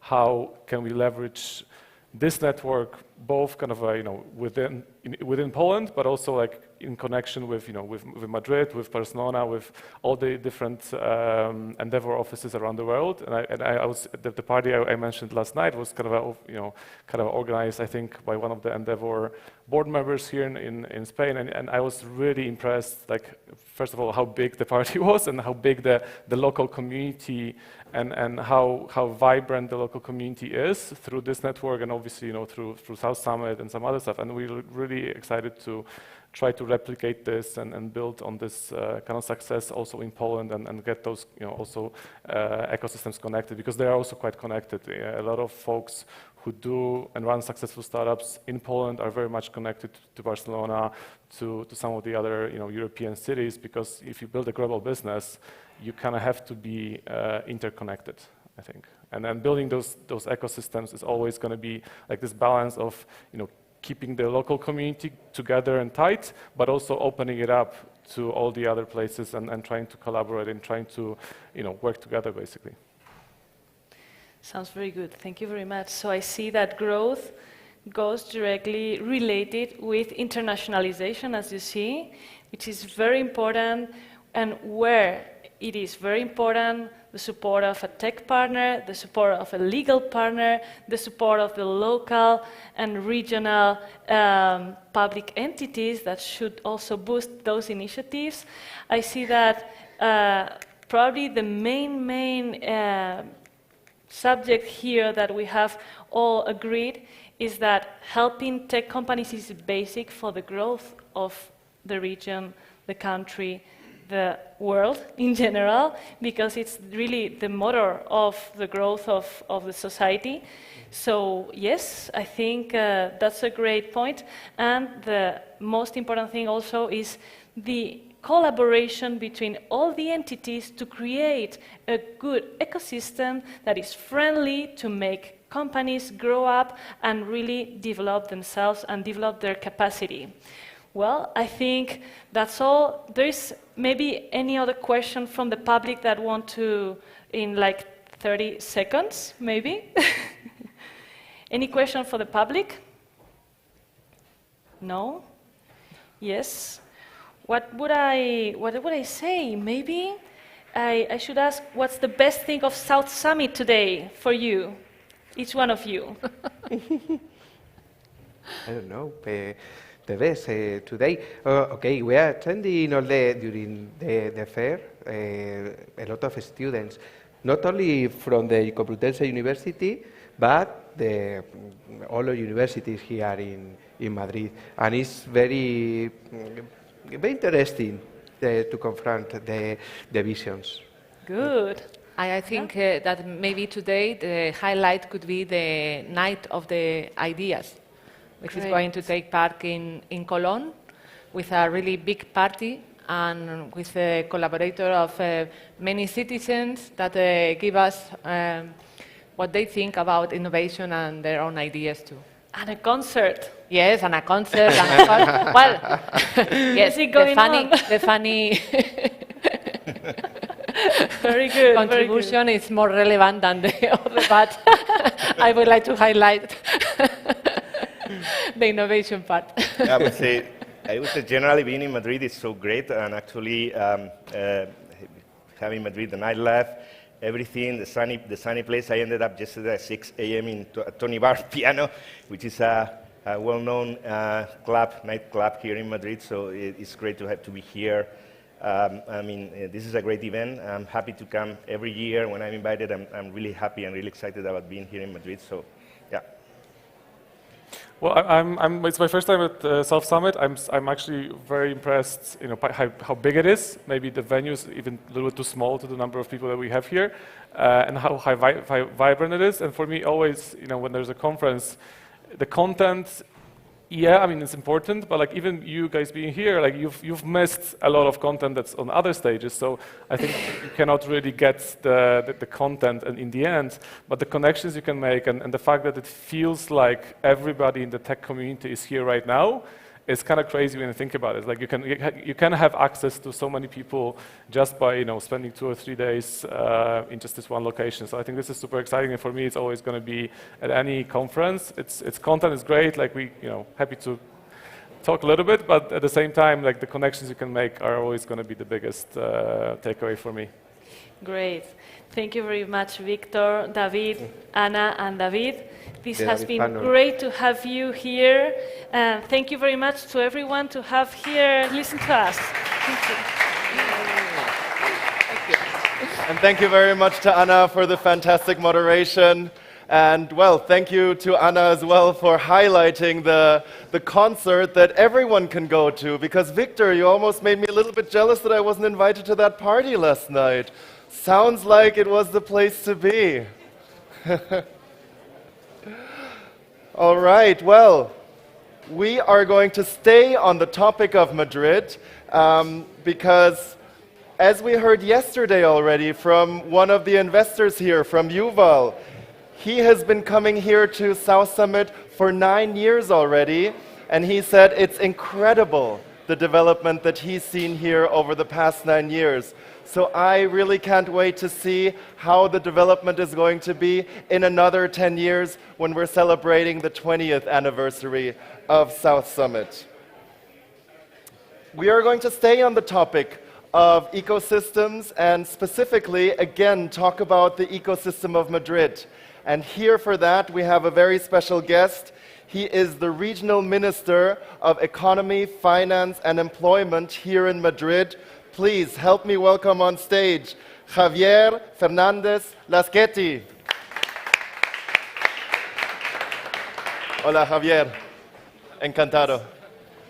And as you can hear, my Castellano is not good enough to interview Javier, so I would like to welcome on stage someone who will help me. He is an expert at doing this. He is a journalist. He's a founder of a PR firm, and he's the presenter of Nación Innovación TV. Please welcome on stage Chema Nieto. Chema.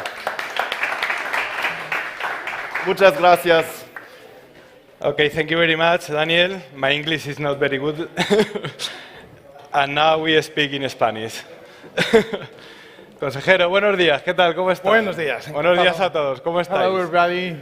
Encantado de estar aquí con... Si os juntáis por aquí mejor, porque luego al final de esta conversación con el consejero nos haremos un selfie, ¿no? Y que se vea que hay gente. Bueno, Javier Fernández Lasqueti, el consejero de Economía, Hacienda y Empleo de la Comunidad de Madrid. Sonríe mucho, Javier, porque los datos son increíbles, ¿no? Estamos hablando de más de 40.000 empleados que proceden de las más de 3.000 startups que se han creado en la Comunidad de Madrid. Madrid se consolida en el liderazgo a nivel nacional, el mundo ya global, hablamos de globalidad, en el 7º lugar a nivel europeo. Javier, ¿a qué se debe esto? ¿Estás sonriendo? Bueno, yo creo que hay motivos para pensar que las cosas van bien, van en la buena dirección. En Madrid, el año pasado, las startups madrileñas fuisteis capaces de levantar nada menos que 2.500 millones de euros en inversión. Y eso significa mucha confianza, mucha confianza y mucho talento que quien está dispuesto a poner sus recursos en ello lo ve ahí reflejado. Entonces yo ahí diría que hay, si quieres, 3 factores. Uno de ellos es South Summit. O sea, yo creo que South Summit es probablemente lo más importante que sucede en Madrid para ayudar al ecosistema emprendedor a desarrollarse, a crecer, a escalar y a ampliarse. Por tanto, esta misma iniciativa, que es una iniciativa estrictamente privada, que es una buena idea, es genial porque está contribuyendo mucho y en los 10 años siguientes seguro que todavía muchísimo más. Segundo, lo más importante, que es en Madrid hay mucho talento, en Madrid hay mucha capacidad creativa, mucha imaginación aplicada, o sea, no solamente creatividad de la que se queda en un papel, sino de la que se pone en marcha.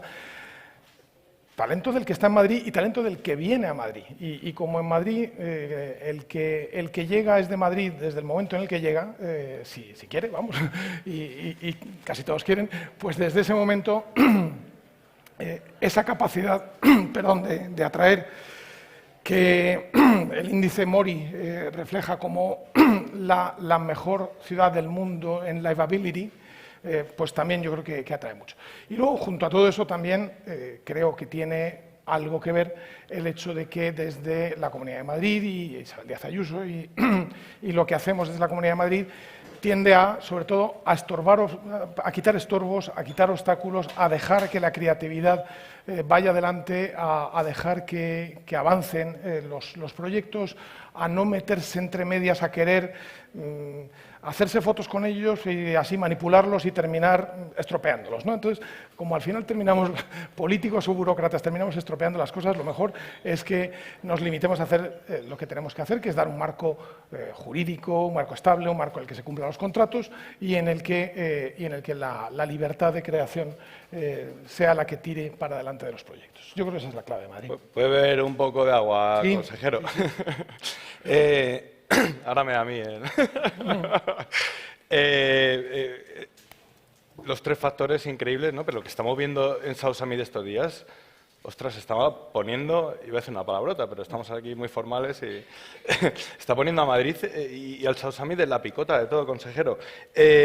¿Por qué es tan importante para el emprendedor crear su empresa en la Comunidad de Madrid? ¿Por qué tiene que elegir Madrid como región, como lugar en el que basarse?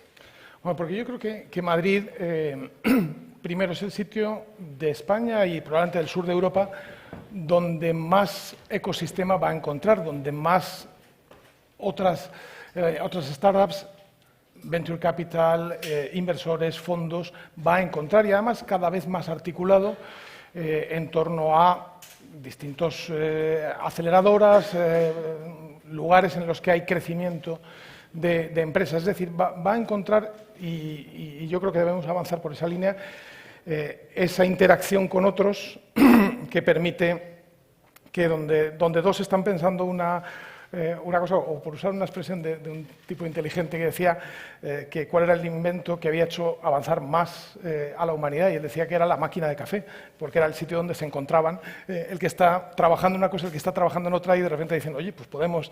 Bueno, yo creo que de eso, al ir habiendo cada vez más capacidad o volumen crítico en Madrid, lo va a encontrar en Madrid. Segundo, una red y una infraestructura tecnológica muy robusta, que ya existe. En Madrid hay 5G que llega a toda la comunidad y algo muy importante que está pasando relativamente desapercibido, pero es de las cosas más transformadoras. O sea, en este momento en Madrid hay 14 proyectos de data centers que están en marcha.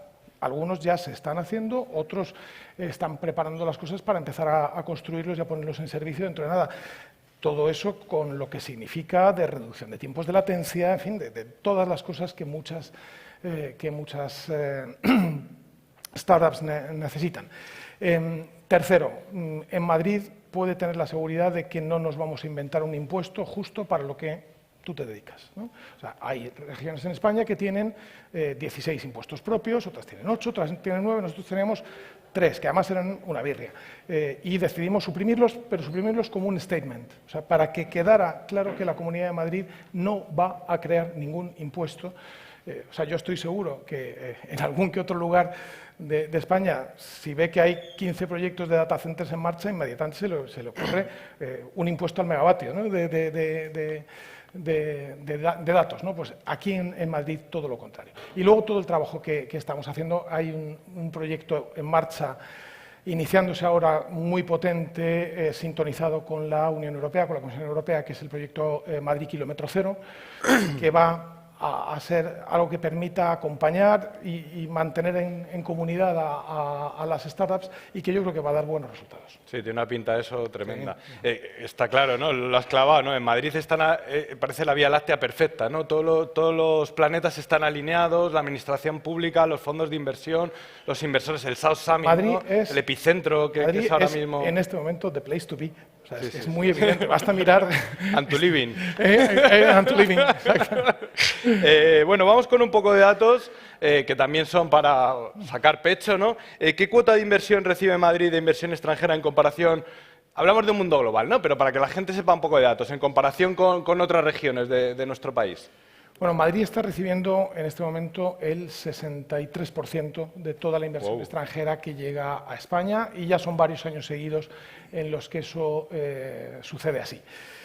Cosa que no pasaba hace 15 o 20 años, superaban a Madrid varias comunidades autónomas españolas. Ahora eligen Madrid. Y eligen Madrid porque cada uno lo que busca es el sitio donde pueda pensar que va a poder poner en marcha su proyecto con menos interferencias y con más posibilidades de éxito.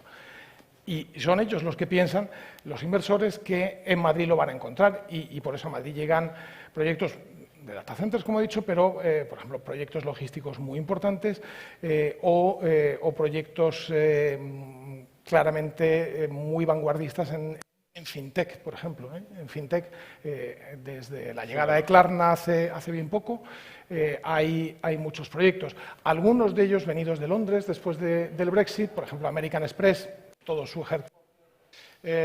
continental lo trasladó a Madrid y todo eso yo creo que va tirando a su vez de otras inversiones. La garantía de no nuevos impuestos, no impuestos de nicho inventados para eso, algo que usted se dedica, también ayuda.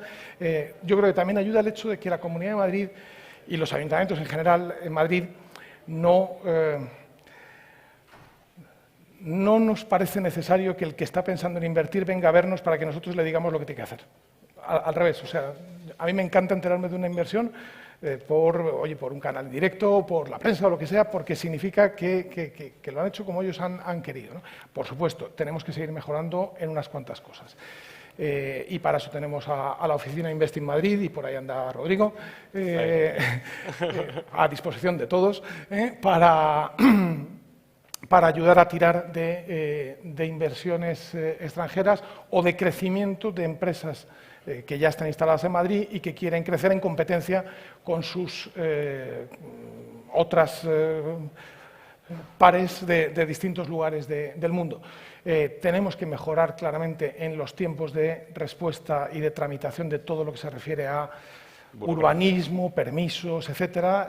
Ahí claramente vamos a seguir trabajando con una buena línea de trabajo con la gente que lleva urbanismo para que las respuestas y la tramitación no sea tan lenta, dando facilidades, es decir, para que pues se pueda pensar en formas más cómodas para aquel que está fuera y que quiere invertir en Madrid. Y en eso es en lo que vamos a seguir trabajando en este próximo año. Hablaba usted de fintech, es increíble, startups como Capchase, ¿no? Ayer las conoció usted, ¿no? Están a punto de ser unicornio y en Nueva York están creciendo a lo bestia. Dicen que es la startup que más crece en Nueva York a nivel global, Capchase, que es española y de Madrid, basada en Madrid. Y Hugo Arévalo comentaba también el crecimiento al que usted hacía referencia. Hablamos del último año, Madrid ha crecido a nivel startups un 500%, una locura. Otras regiones están creciendo, pero no a este ritmo. Entiendo, consejero, ¿cuál es el papel que quiere jugar la Comunidad de Madrid en este ecosistema? Por lo que he entendido, no meterse mucho, ¿no? Que eso es clave, ¿no? Claro. No meterse a hacer lo que quien sabe hacerlo es el emprendedor y el inversor, ¿no? O sea, tiene que ser los mecanismos humanos, ¿no? de descubrimiento, de detectar una necesidad no resuelta, de pensar cómo la puedo resolver, cómo lo puedo hacer más barato, cómo lo puedo hacer más rápido, y eso solamente lo sabe hacer quienes están con la cabeza en ello todo el día. Al final, si los políticos o los burócratas nos metemos, terminamos diciendo cosas que en realidad probablemente es conocimiento antiguo, ¿no? Por eso me parece tan importante, y es una línea muy potente ahora en la Comunidad de Madrid con Isabel Díaz Ayuso, lo que llamamos lucha contra la hiperregulación. O sea, la regulación, que siempre se ve como si fuera es regulación, luego es buena. Bueno, a ver, la regulación muchas veces es buena, pero otras veces es excesiva, otras veces impone costes innecesarios, otras veces en realidad es una barrera para la competencia, es una cosa que se hizo para que no entraran otros nuevos, y muchas veces también no deja innovar, o sea, dicho de otro modo, te obliga a pedir permiso si quieres innovar. Y nosotros estamos en la línea de permissionless innovation, que es que sea, y mucho más después de la pandemia, cuando todo ha cambiado, todo se ha movido de sitio y de tamaño, ¿no? Pues dejemos que sean las empresas las que descubran cómo resolver las necesidades de la gente. Para eso hemos abierto una línea abierta contra la hiperregulación, la abrimos hace un año, la presentamos al Consejo de South Summit precisamente. Un año después vinimos a rendir cuentas. Oye, ¿qué hemos hecho con esto? 111 regulaciones de la Comunidad de Madrid durante este año han sido o suprimidas o aligeradas o cambiadas sustancialmente. Afortunadamente, ayuntamientos importantes de la región, entre ellos el de Madrid, se han sumado. El Ayuntamiento de Madrid derogó de golpe 8 ordenanzas municipales que llevaban ahí desde ni se sabe el tiempo, que no valían para nada. Y lo que queremos es seguir abiertos a eso, es decir, por tanto, invito a todos a que a través de esa línea abierta que tenemos en Internet nos cuenten cuando detectan un problema regulatorio. Nosotros no es que nos comprometamos a hacer lo que nos piden, nos comprometemos a estudiarlo en serio, eso sí. O sea, no al modo que la Administración suele contestar a estas cosas, que es no porque no, o no porque no se puede, no. Vamos a mirarlo bien, despacio, trabajamos con las demás consejerías y van saliendo cosas. Has hablado de Rodrigo, director general, Rodrigo Lamota, que está aquí con nosotros, director general de Invest in Madrid, pero coméntanos un poco más sobre esa herramienta que tiene Madrid, que es Invest in Madrid, para atraer esa inversión y en la que vais a focalizar tanto trabajo y en la que vais a poner toda la leña y vais a pelear porque todos los grandes fondos vengan aquí a invertir bueno, están viniendo, ¿no? Pero que sigan viniendo. Invest in Madrid es una herramienta absolutamente clave para toda esta estrategia, para todos los niveles de inversiones, principalmente pensando en inversiones que vienen desde fuera de España. Es un equipo pequeño, súper profesional, que conoce muy bien su trabajo, que está a disposición de todos y que lo que ayuda es a navegar, a dar información, a veces a proporcionarle respuesta a preguntas que tiene un potencial inversor extranjero y que tiene éxitos, ¿no? Por ejemplo, Hubu, que es una logística de última milla, bueno, pues ha aterrizado ya en Madrid y en buena medida apoyándose en la información, las consultas, la ayuda que Invest in Madrid le ha producido. Todas las grandes ciudades y capitales del mundo y europeas, por supuesto, tienen un instrumento parecido. Invest in Madrid era necesario, funcionó muy bien, tuvo su periodo en el cual no estuvo operativa y ahora ha vuelto a estar operativa y a disposición, como digo, de todos para tirar para adelante y sacar el mayor número posible de inversión. Sorry, Daniel, the last question, please.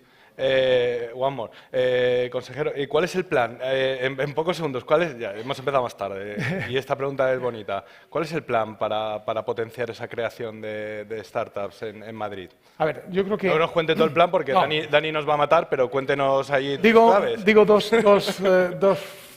tres claves, ¿no? Ok.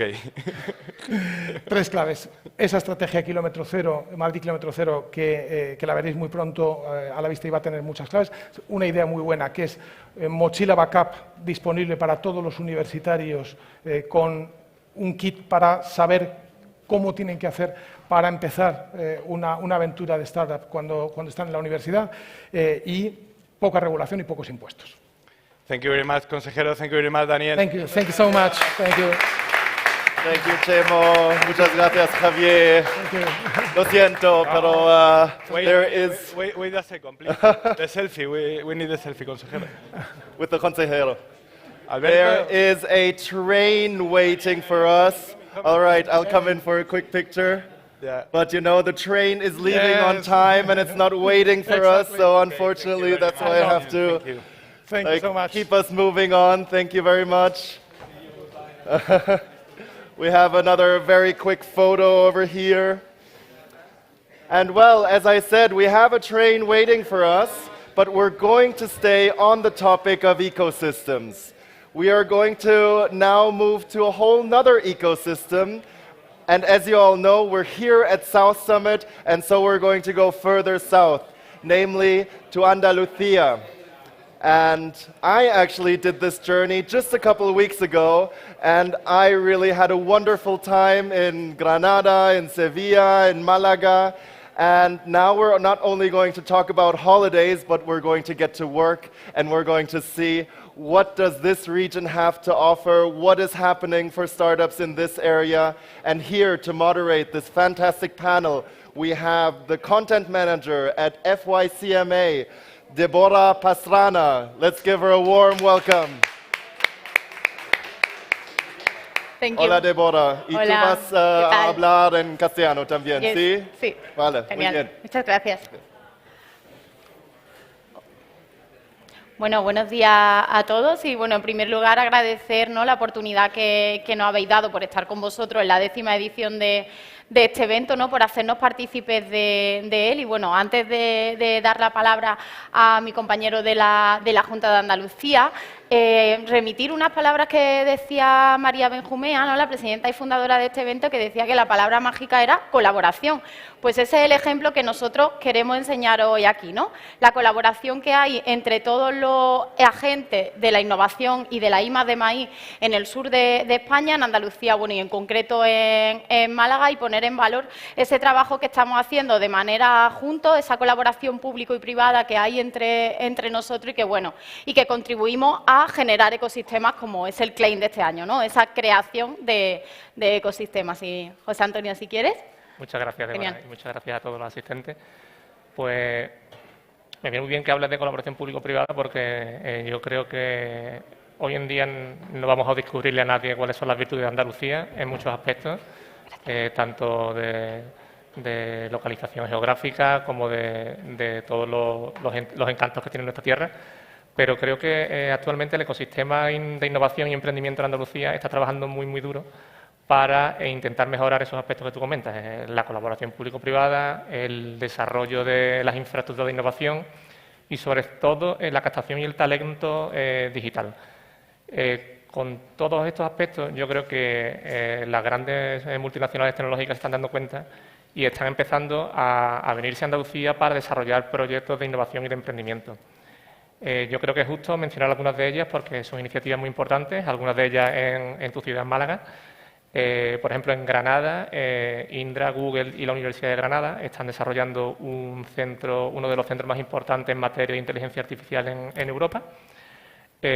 Como te comento, en Málaga hay multitud de iniciativas que seguramente después tú nos podrás dar un poco más de detalle. Desde, por ejemplo, Vodafone recientemente ha abierto el Centro Europeo de I+D, que se está convirtiendo en un hub tecnológico muy importante en materia de 5G, en materia de IoT, en materia de Industria 4.0. Por supuesto, tendremos que hablar de Google y de la ciberseguridad, que en Málaga también tiene un peso muy importante, o incluso la colaboración que tiene el Parque de Málaga, el Málaga Tech Park, con la Comisión Europea y con la Fundación Vicente...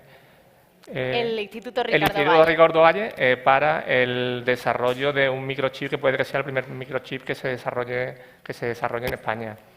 Entonces, en este punto, si nos queremos centrar un poco cuál es la situación de Andalucía a niveles de informe y de tasas de emprendimiento, es verdad que aunque aún no estamos quizá al mismo nivel que Madrid y Cataluña en ciertos aspectos, estamos mejorando bastante. Todos los informes lo ponen de manifiesto, que somos un ecosistema joven, pero completamente emergente y con gran potencial. Ahora mismo tenemos en Andalucía, según el último informe GEN, en torno a 2.800 startups, en lo que algunas de ellas con gran éxito, como puede ser Geniali, FreePic o Glamping Camp. Y yo creo que eso se está empezando a notar en todos los indicadores y los reportes. El informe FUNCAS nos sitúa en la tercera plaza en lo que respecta a aceleradoras en España, empatados en el mismo sitio que la Comunidad Valenciana. El informe COTES 2017-2020 nos sitúa muy alto en lo que corresponde a empresa Gacela. Y en este punto yo creo que también es importante que hablemos del emprendimiento en la universidad. La última encuesta del informe GEN en esta materia ha puesto de manifiesto que el 20% de los estudiantes andaluces tienen en mente o están involucrados en la creación de su primera empresa. Yo creo que este es un dato muy importante porque son casi 5 puntos más que el anterior informe. Esto lo que nos pone de manifiesto es que hay una tendencia al desarrollo del talento digital. Los jóvenes están apostando por esas carreras, pero que incluso la industria está demandando más profesionales de los que están saliendo de las universidades y están buscando el talento fuera de su tierra. Entonces, desde Andalucía también estamos apostando por un plan de captación y atracción del talento digital para intentar mantener el talento que tenemos en Andalucía y atraer a aquel que podamos desde el extranjero. Y para ello tenemos que poner a su disposición todas las infraestructuras de conocimiento y de transferencia tecnológica que tenemos en Andalucía. Tenemos 11 universidades con casi 45.000 graduados anualmente, tenemos más de 2.000 centros de investigación y creo que también es importante destacar el papel, por ejemplo, de los 24 centros tecnológicos y los parques tecnológicos que tenemos en Andalucía, 11. En todo este ecosistema creo que el papel de Málaga está siendo fundamental y entre ellos el Málaga Tech Park, y probablemente tú ahora nos puedas dar una visión un poco más amplia de cuál es el papel que está desarrollando Málaga en todo este ecosistema.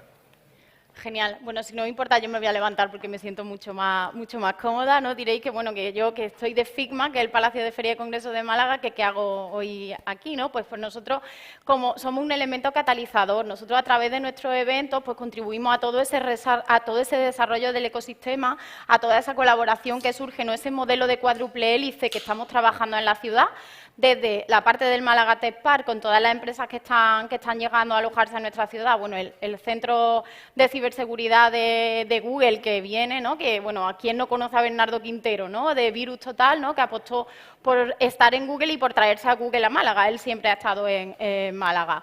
Tenemos el Centro de Innovación de I+I de Vodafone. Ahora hay 3 patentes universitarias que han recibido el premio a la mejor investigación, ¿no? Y son procedentes de la Universidad de Málaga. El Instituto de Innovación Ricardo Valle, que nos adelantaba José Antonio. Ese instituto también es el éxito de esa colaboración público-privada, porque ese instituto se formó en unas conversaciones, en un evento que hacemos nosotros en FICMA. Entonces, tenemos un evento de transferencia del conocimiento de donde surgió la idea de este instituto de Ricardo Valle, ¿no? Bueno, pues eso unido a todo el trabajo que se hace desde el Ayuntamiento de Málaga, desde la incubadora de empresas que tenemos en ProMálaga, desde el Polo Nacional de Contenidos Digitales, que ha sido capaz de traer a la Academia 42 de Fundación Telefónica, ¿no? tan referente en todo lo que es la formación, se aloja en Málaga en el Polo de Contenidos Digitales. Desde 2017 ha dado cabida a más de 262 startups, ¿no? Que todos conocemos el caso de Ovo, ¿no? Con ese chaleco áptico que el ejército americano se ha interesado en él, pues eso se ha incubado en Málaga, ¿no? en el Polo Nacional de Contenidos Digitales.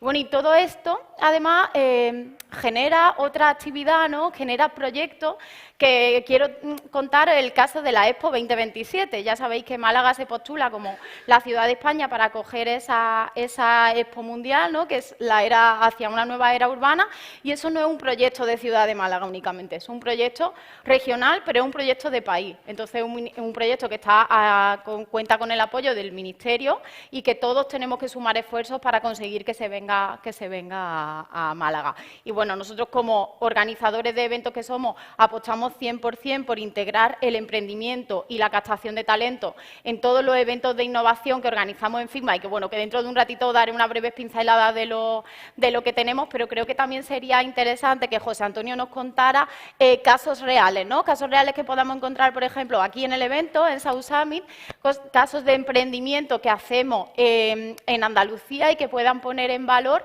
toda esa colaboración público-privada que hacemos en el sur de España y que contribuimos, ¿no? A ser un hub tecnológico, que captemos inversión, que captemos turismo y que captemos talento. Así que, si te parece, José Antonio. Efectivamente, Débora. Pues muy rápidamente, como comentabas, tenemos aquí en South Summit, Andalucía, históricamente ha sido una de las regiones que más startups ha traído a este evento, y este año tenemos en torno a 30 startups. De manera muy breve, estamos impulsando el ecosistema de emprendimiento de Andalucía de una manera estratégica.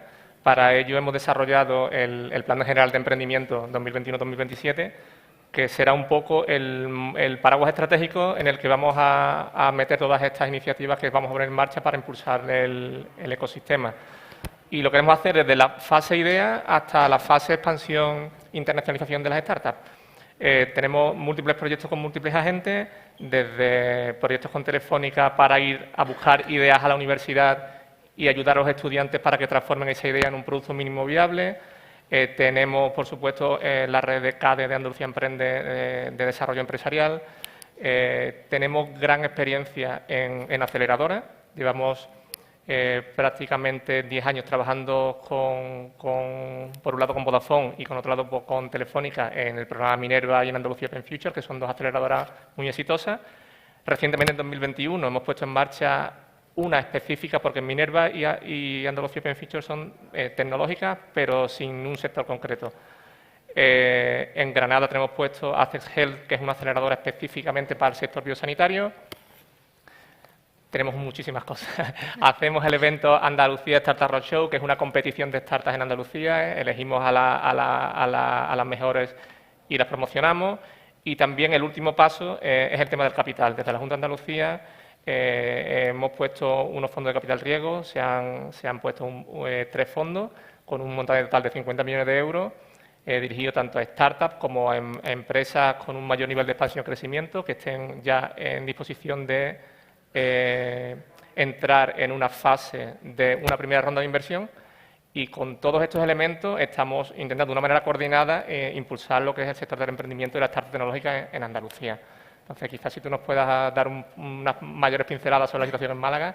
Pues mira, fíjate, has dicho algunas ideas bastante que podemos enlazar bastante bien con lo que hacemos nosotros, ¿no? Con nuestro evento, que por supuesto está ahí involucrado en todo lo que hacemos, en todos los eventos de innovación que tenemos. Has comentado el tema de la idea al mercado. Los eventos que hacemos en Figma, todos apuestan por eso, por tener una idea y llevarla al mercado, ¿no? No podemos dejar esas cosas en el cajón, tantas patentes en el cajón, no, hay que llevarlas al mercado.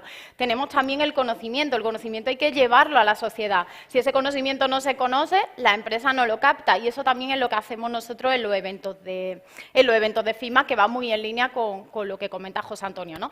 Entonces, ahora simplemente por detallar un poco los eventos que tenemos y todo, sobre todo lo que tiene que ver con la parte de captación de talento, esa captación de inversión, ¿no? Contar cada vez con más fondos de inversión dentro de los eventos que hacemos en Figma y que contribuyan a que ese conocimiento, que esas startups, ¿no? se realicen y que sean casos de éxito que a la edición siguiente se presenten en nuestro foro, ¿no? Entonces, bueno, por poneros varios ejemplos también de lo que hacemos, nosotros comenzamos el calendario ferial de los eventos de innovación con el evento transversal que tenemos, que es un evento de transferencia del conocimiento. Es un evento alineado 100% con la estrategia de la ciudad, con la innovación, y que está hecho por y para el ciudadano, para llevar ese conocimiento a la sociedad. Ese evento es Foro Transfiere, lo celebramos en febrero, del 15 al 17, si no me bailan las fechas, y bueno, es un evento que es el claro ejemplo de la colaboración público y privada. Está coorganizado por el Ministerio de Ciencia e Innovación a través de la Secretaría General de Ciencia, está apoyado por la Consejería de Transformación Económica a través de la Agencia Andaluza del Conocimiento y, bueno, todos los entes que implican esa consejería que José Antonio está representando, y el Ayuntamiento de Málaga, por supuesto, a través de nosotros como Figma, que somos los organizadores, ¿no? Después de este evento nos centramos en la hostelería y turismo. Tenemos un evento específico en el que se cuentan todas las iniciativas que hay en innovación en la industria turístico-hotelera. Ese también lo tenemos reservado en febrero, en la semana de antes justo de Transfiere. Seguimos nuestro calendario y nos adentramos en el mundo de los museos. Los museos también se digitalizan, también hay nuevas experiencias en torno a los emprendedores en el ámbito museístico y cultural. Pues tenemos CM, que os invito a que los conozcáis, a CM Málaga, porque lo celebramos dentro de nada, de una semana. El día 20 estamos inaugurando la segunda edición de este evento y os animamos también a que nos acompañéis. Continuamos nuestro calendario, llegamos a septiembre y, bueno, ahí tenemos el evento de referencia de la Smart City, de la movilidad inteligente conectada, que se dan cita en Green Cities y en Smoving. Continuamos en noviembre y ahí tenemos el Salón Inmobiliario. Vosotros diréis, ¿por qué el Salón Inmobiliario es un evento de innovación? Pues bien, el sector del PropTech, eso necesitamos sí o sí incorporarlo en este evento, y os animamos también a que en noviembre participéis en ese evento. Y finalizamos el año con la Mobile Week Málaga, ponemos el colofón con ese evento que lo que hace es llevar el conocimiento y toda la digitalización a la ciudadanía. Es un evento mucho más cercano, que lo hicimos el año pasado por primera vez, y el éxito, bueno, que dio, pues ha hecho que tengamos la segunda edición este año también en diciembre. ¿Y cuál es el hilo conductor de todos estos eventos para el tema del emprendimiento y del talento? Porque todo tiene su Call for Startup, ¿no? Call for Startup, Call for Talento, como le queráis llamar, pero cada una especializada en su sector. En Deep Tech en Transfiere, en digitalización museística en el ámbito de los museos, industria turística y hotelera en HIT, ciberseguridad aplicada a la Smart City y a la movilidad en Green Cities y una Call for Startups en materia de PropTech que tenemos abierta ahora mismo en el ámbito del salón inmobiliario. Nada más que en 2021 Figma celebró más de 147 eventos, pues imaginaros cómo vamos ya en 2022. Y nada, por mi parte simplemente animaros a que nos acompañéis en Málaga, que nos acompañéis en Andalucía, que os suméis a traer vuestra empresa al ecosistema andaluz. Y nada, José Antonio, si quieres dar unas pinceladitas para terminar. Pues muchísimas gracias, Débora. Sí, vamos, únicamente por hacer la intervención. Yo creo que tanto la apuesta que está haciendo Málaga por el emprendimiento, en particular por el emprendimiento tecnológico y la Junta de Andalucía, a través de todas las iniciativas estratégicas, yo creo que confirman que Andalucía está apostando muy fuerte para ser una startup region, una región startup. Os animo, como comenta Débora, a que os acerquéis a nuestras iniciativas. Tenemos muchísimas startups en nuestros stands en este momento. También os animamos a que os acerquéis y conozcáis su talento. Y poco más, animaros a acercaros a todo lo que la Junta de Andalucía y Figma os pueden apoyar en materia de emprendimiento y os esperamos para que desarrolléis vuestras iniciativas en Andalucía. Muchísimas gracias.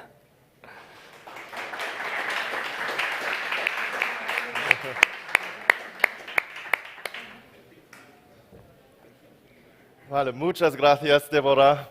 Muchas gracias, José. Thank you very much for this panel. That was very interesting to see what is happening like in the South. Like we really put South into the name of South Summit. Thank you very much. Yeah, thank you. Okay. Great. I see more people are coming in because we have a very special session now coming up. It's the last session of today, but it has to do, as you can already read in the title, it's all about love, namely how to make investors fall in love with you.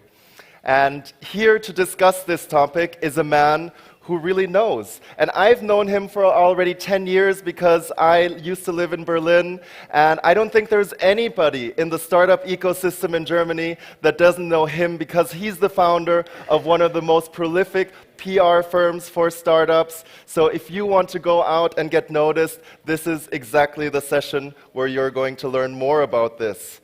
His company is Piabo PR, and he is the CEO and founder. Please help me welcome on stage Thilo Bono. Hi, Thilo. I think it's so packed here because we're talking about love and money. I think it's a good combination. Absolutely. And is there a better way to kind of close the growth stage than love and money? So Thilo, I'm just going to directly pass it on to you. So the topic is how to make investors fall in love. And first of all, why should startups even really care about this? I mean, do we need investors to love us? I think falling in love with investors is like with falling in love in real life. I think nobody here goes into a bar and sees a beautiful girl or boy and says, "What do you want to marry me?" Right? It's not an event, it's a process. And I think that's what we all have to realize.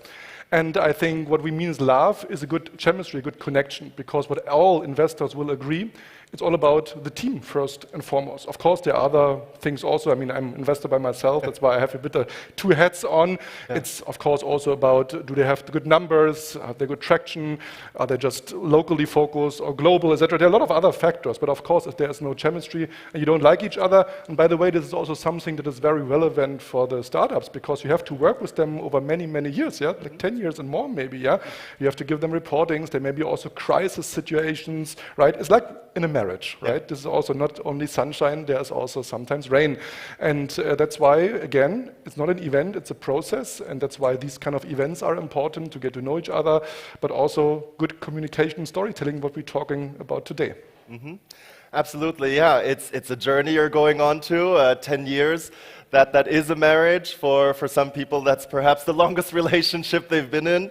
But yeah, why should they really care about doing this very well? I mean, of course, we want a good relationship to our investors, but is there also an ROI of this?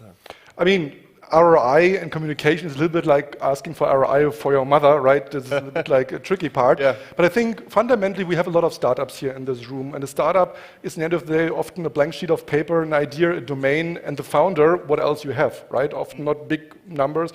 And in the end of the day, the narrative the storytelling is a big part of what your valuation in the end of the day makes. And I think all founders are interested in a good valuation, and storytelling is a very, very important part. So on the one hand, of course, you have to be convincing and have to, if your number right, you have to show that people like your product, does their product market fit, etc.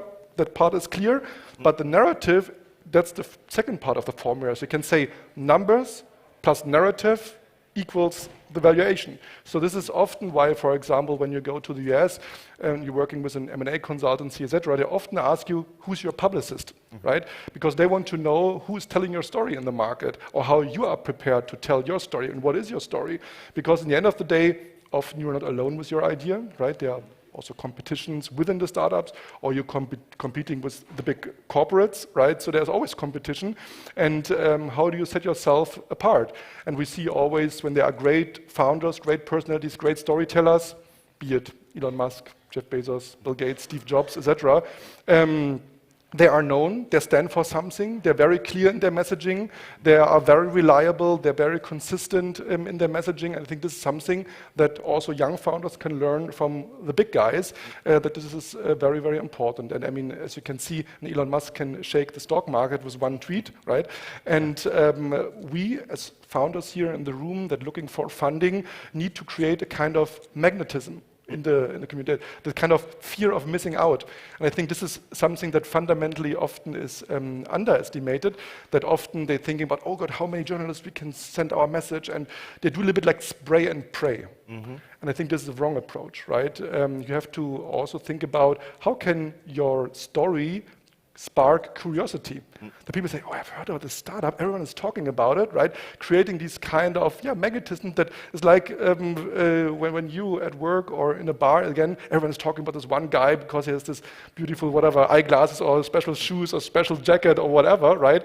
And creating this kind of situation, I think, is very, very important. And I think everyone should be very, very clear about what is my story. And every founder here in the room, I'm sure, is able to write 1 page, 2 pages, 3 pages, what is company about, why is it better than the competition, etc.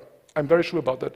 But this is not the goal. The goal is to say it in 1 sentence. And I call it always the party pitch, right? When I come to a party and see you, Dennis, and say, hey, Dennis, how are you? What are you doing, right? You have not time, half an hour to explain me what you do, right? You have to say, I do this and that, and what you want is, no matter if I'm a friend, an investor, or a journalist, my reaction is, oh, that's interesting, tell me more.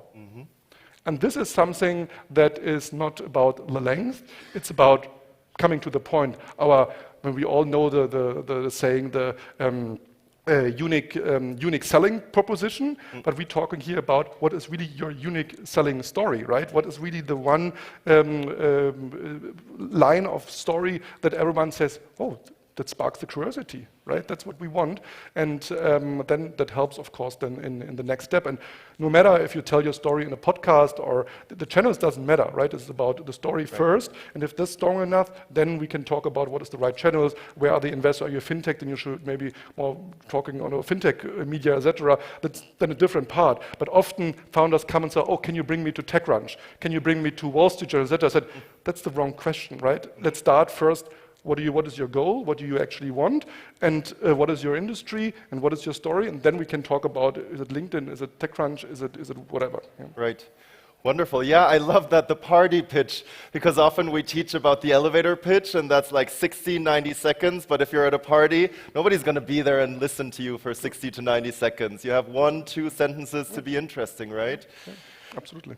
So I'm just curious, like, how many founders do we have here in the room? All right, that's a bunch. How many investors? All right, we also have a couple of investors.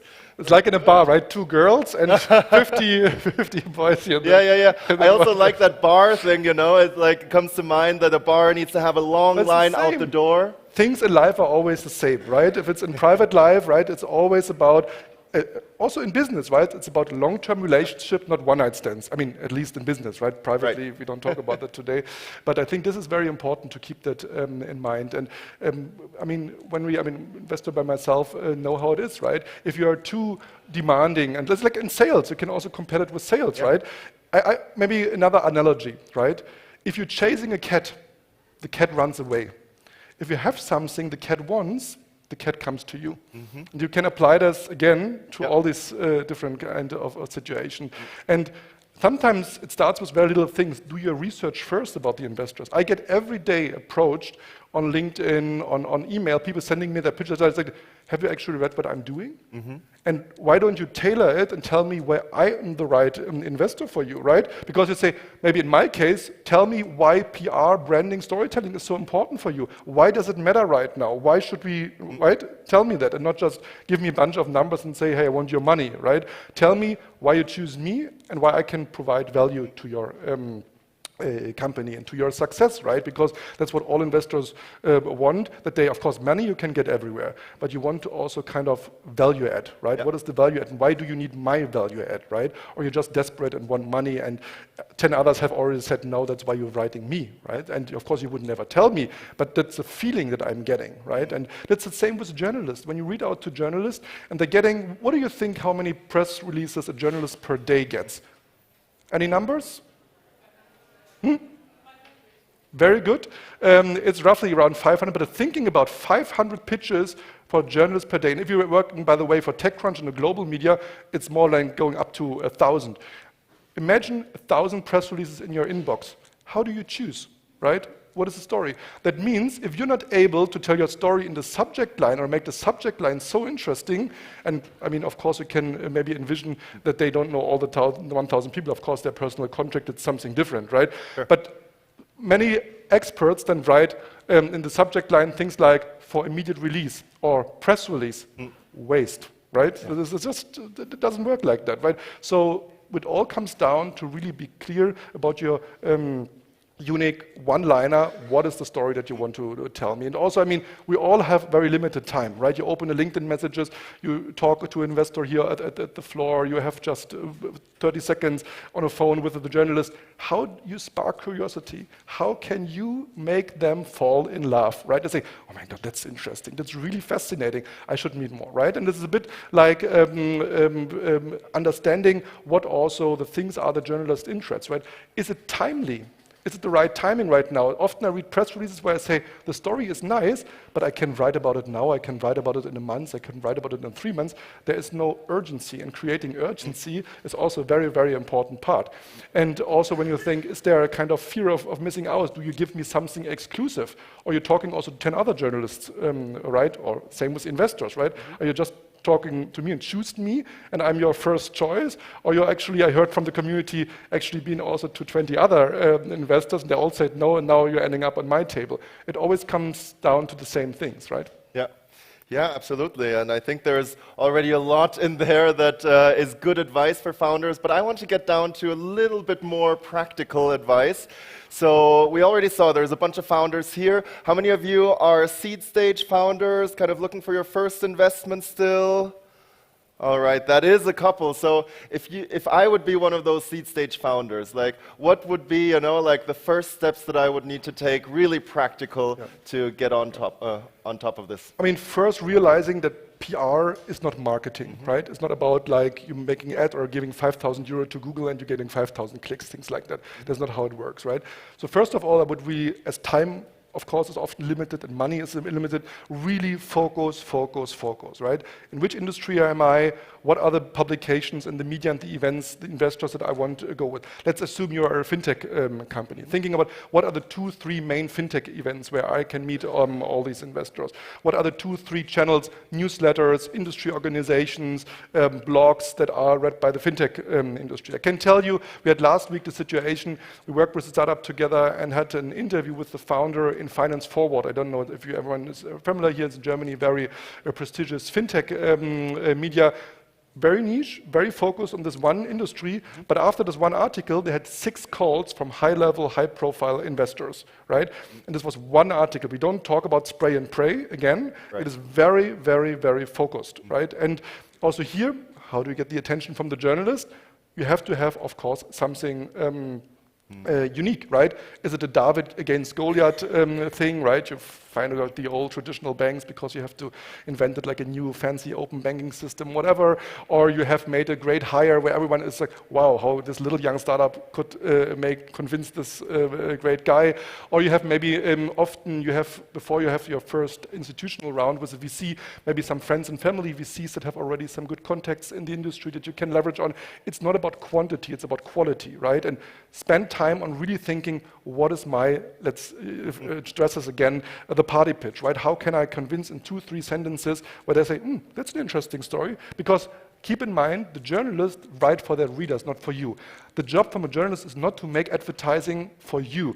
They are responsible for their readers. And if it's not interesting for their readers, they will, of course, not write about you, right? So this is very, very important to realize that how these dynamics also work. Because sometimes I have founders that call me and say, yeah, but they need content every day, right? Why don't they appreciate when we're sending them? It's like, yeah, because they're getting 1,000 offerings, right? Their day has also just 24 hours, right? And it is, you know, it's really a tough job. That why it is also here that we're calling it earned media, right? It's not owned media, my own newsletters, website, etc. It's not paid media, where you're just booking an advertising, and also not shared media like your LinkedIn. It is earned media. You have to earn it, right? Nice. Very good. Yeah, I think that is really what startups need to do. Overall, if they're still in that stage, you need to earn everything. You need to earn your first customers. You need to kind of earn the media that you get. Yeah. And what about those companies that are a little bit further away? I mean, other than, of course, hiring you, like, do you have, like, maybe a trick or two? Always a good idea. It's always a good idea. But do you have, like, maybe a trick or two that you can share with them out of the toolbox for free today? Of course, of course. I mean, first of all, what for both stages is relevant is don't underestimate the effect of personal branding, because you are, in a startup as a founder, the most valuable asset, not only for the investors, but also for the storytelling. Because in the end of the day, it's you. People choosing you as a founder because they think, even your startup, and they don't even know if in 6 months you still exist or whatever can happen in startup life, right? But they're choosing you as leader. That means you are the person where people say, oh, that's an interesting guy. He has a good vision. He knows what he's doing, what he's talking about. I want to work for this guy, right? This kind of magnetism you have also to create. Same for the investors, same for the journalists. You have to stand for something. You have to be reliable, clear, and very precise about your message and what you're telling the market. So this is something where I would say for both, that has nothing to do with money, that has just something to do that you are also the CEO of your own brand, right? This is your responsibility. And it's not about vanity and being on the front page of a fancy newspaper. It's about business, right? It's about creating value for your company. That is fundamentally important to know. Second, what can you do? You can, of course, also build here long-term relationships with journalists, and also here, not just going spray and pray, really target the journalists that are relevant for your business. And both. Think about every story has different dynamics and different angles. You can tell a story from the investor's point of view, you can tell a story from a client point of view, you can tell a story from employer branding point of view, because we're all looking for the best talent, right? So this is also not to underestimate, to think about where can you tell which story where. And third, I would say, which is very important, is to understand that PR is not press releases. There are tons of other tools and possibilities that you have, and it is not about sending out press releases. This is often the treadmill. Founders get, what is our next press release? That is not what it's about, right? It's first and foremost about a great stories. And sometimes, you know, when I post something on LinkedIn, it has more reach than some industry newspaper, etc. So you have to make clear what are the channels that are really relevant for you, and what is your goal? Because in the end of the day, we have, for example, often situations where we, for example, talk with the sales team and say, sales team, what do you actually want to win customers, for example, right?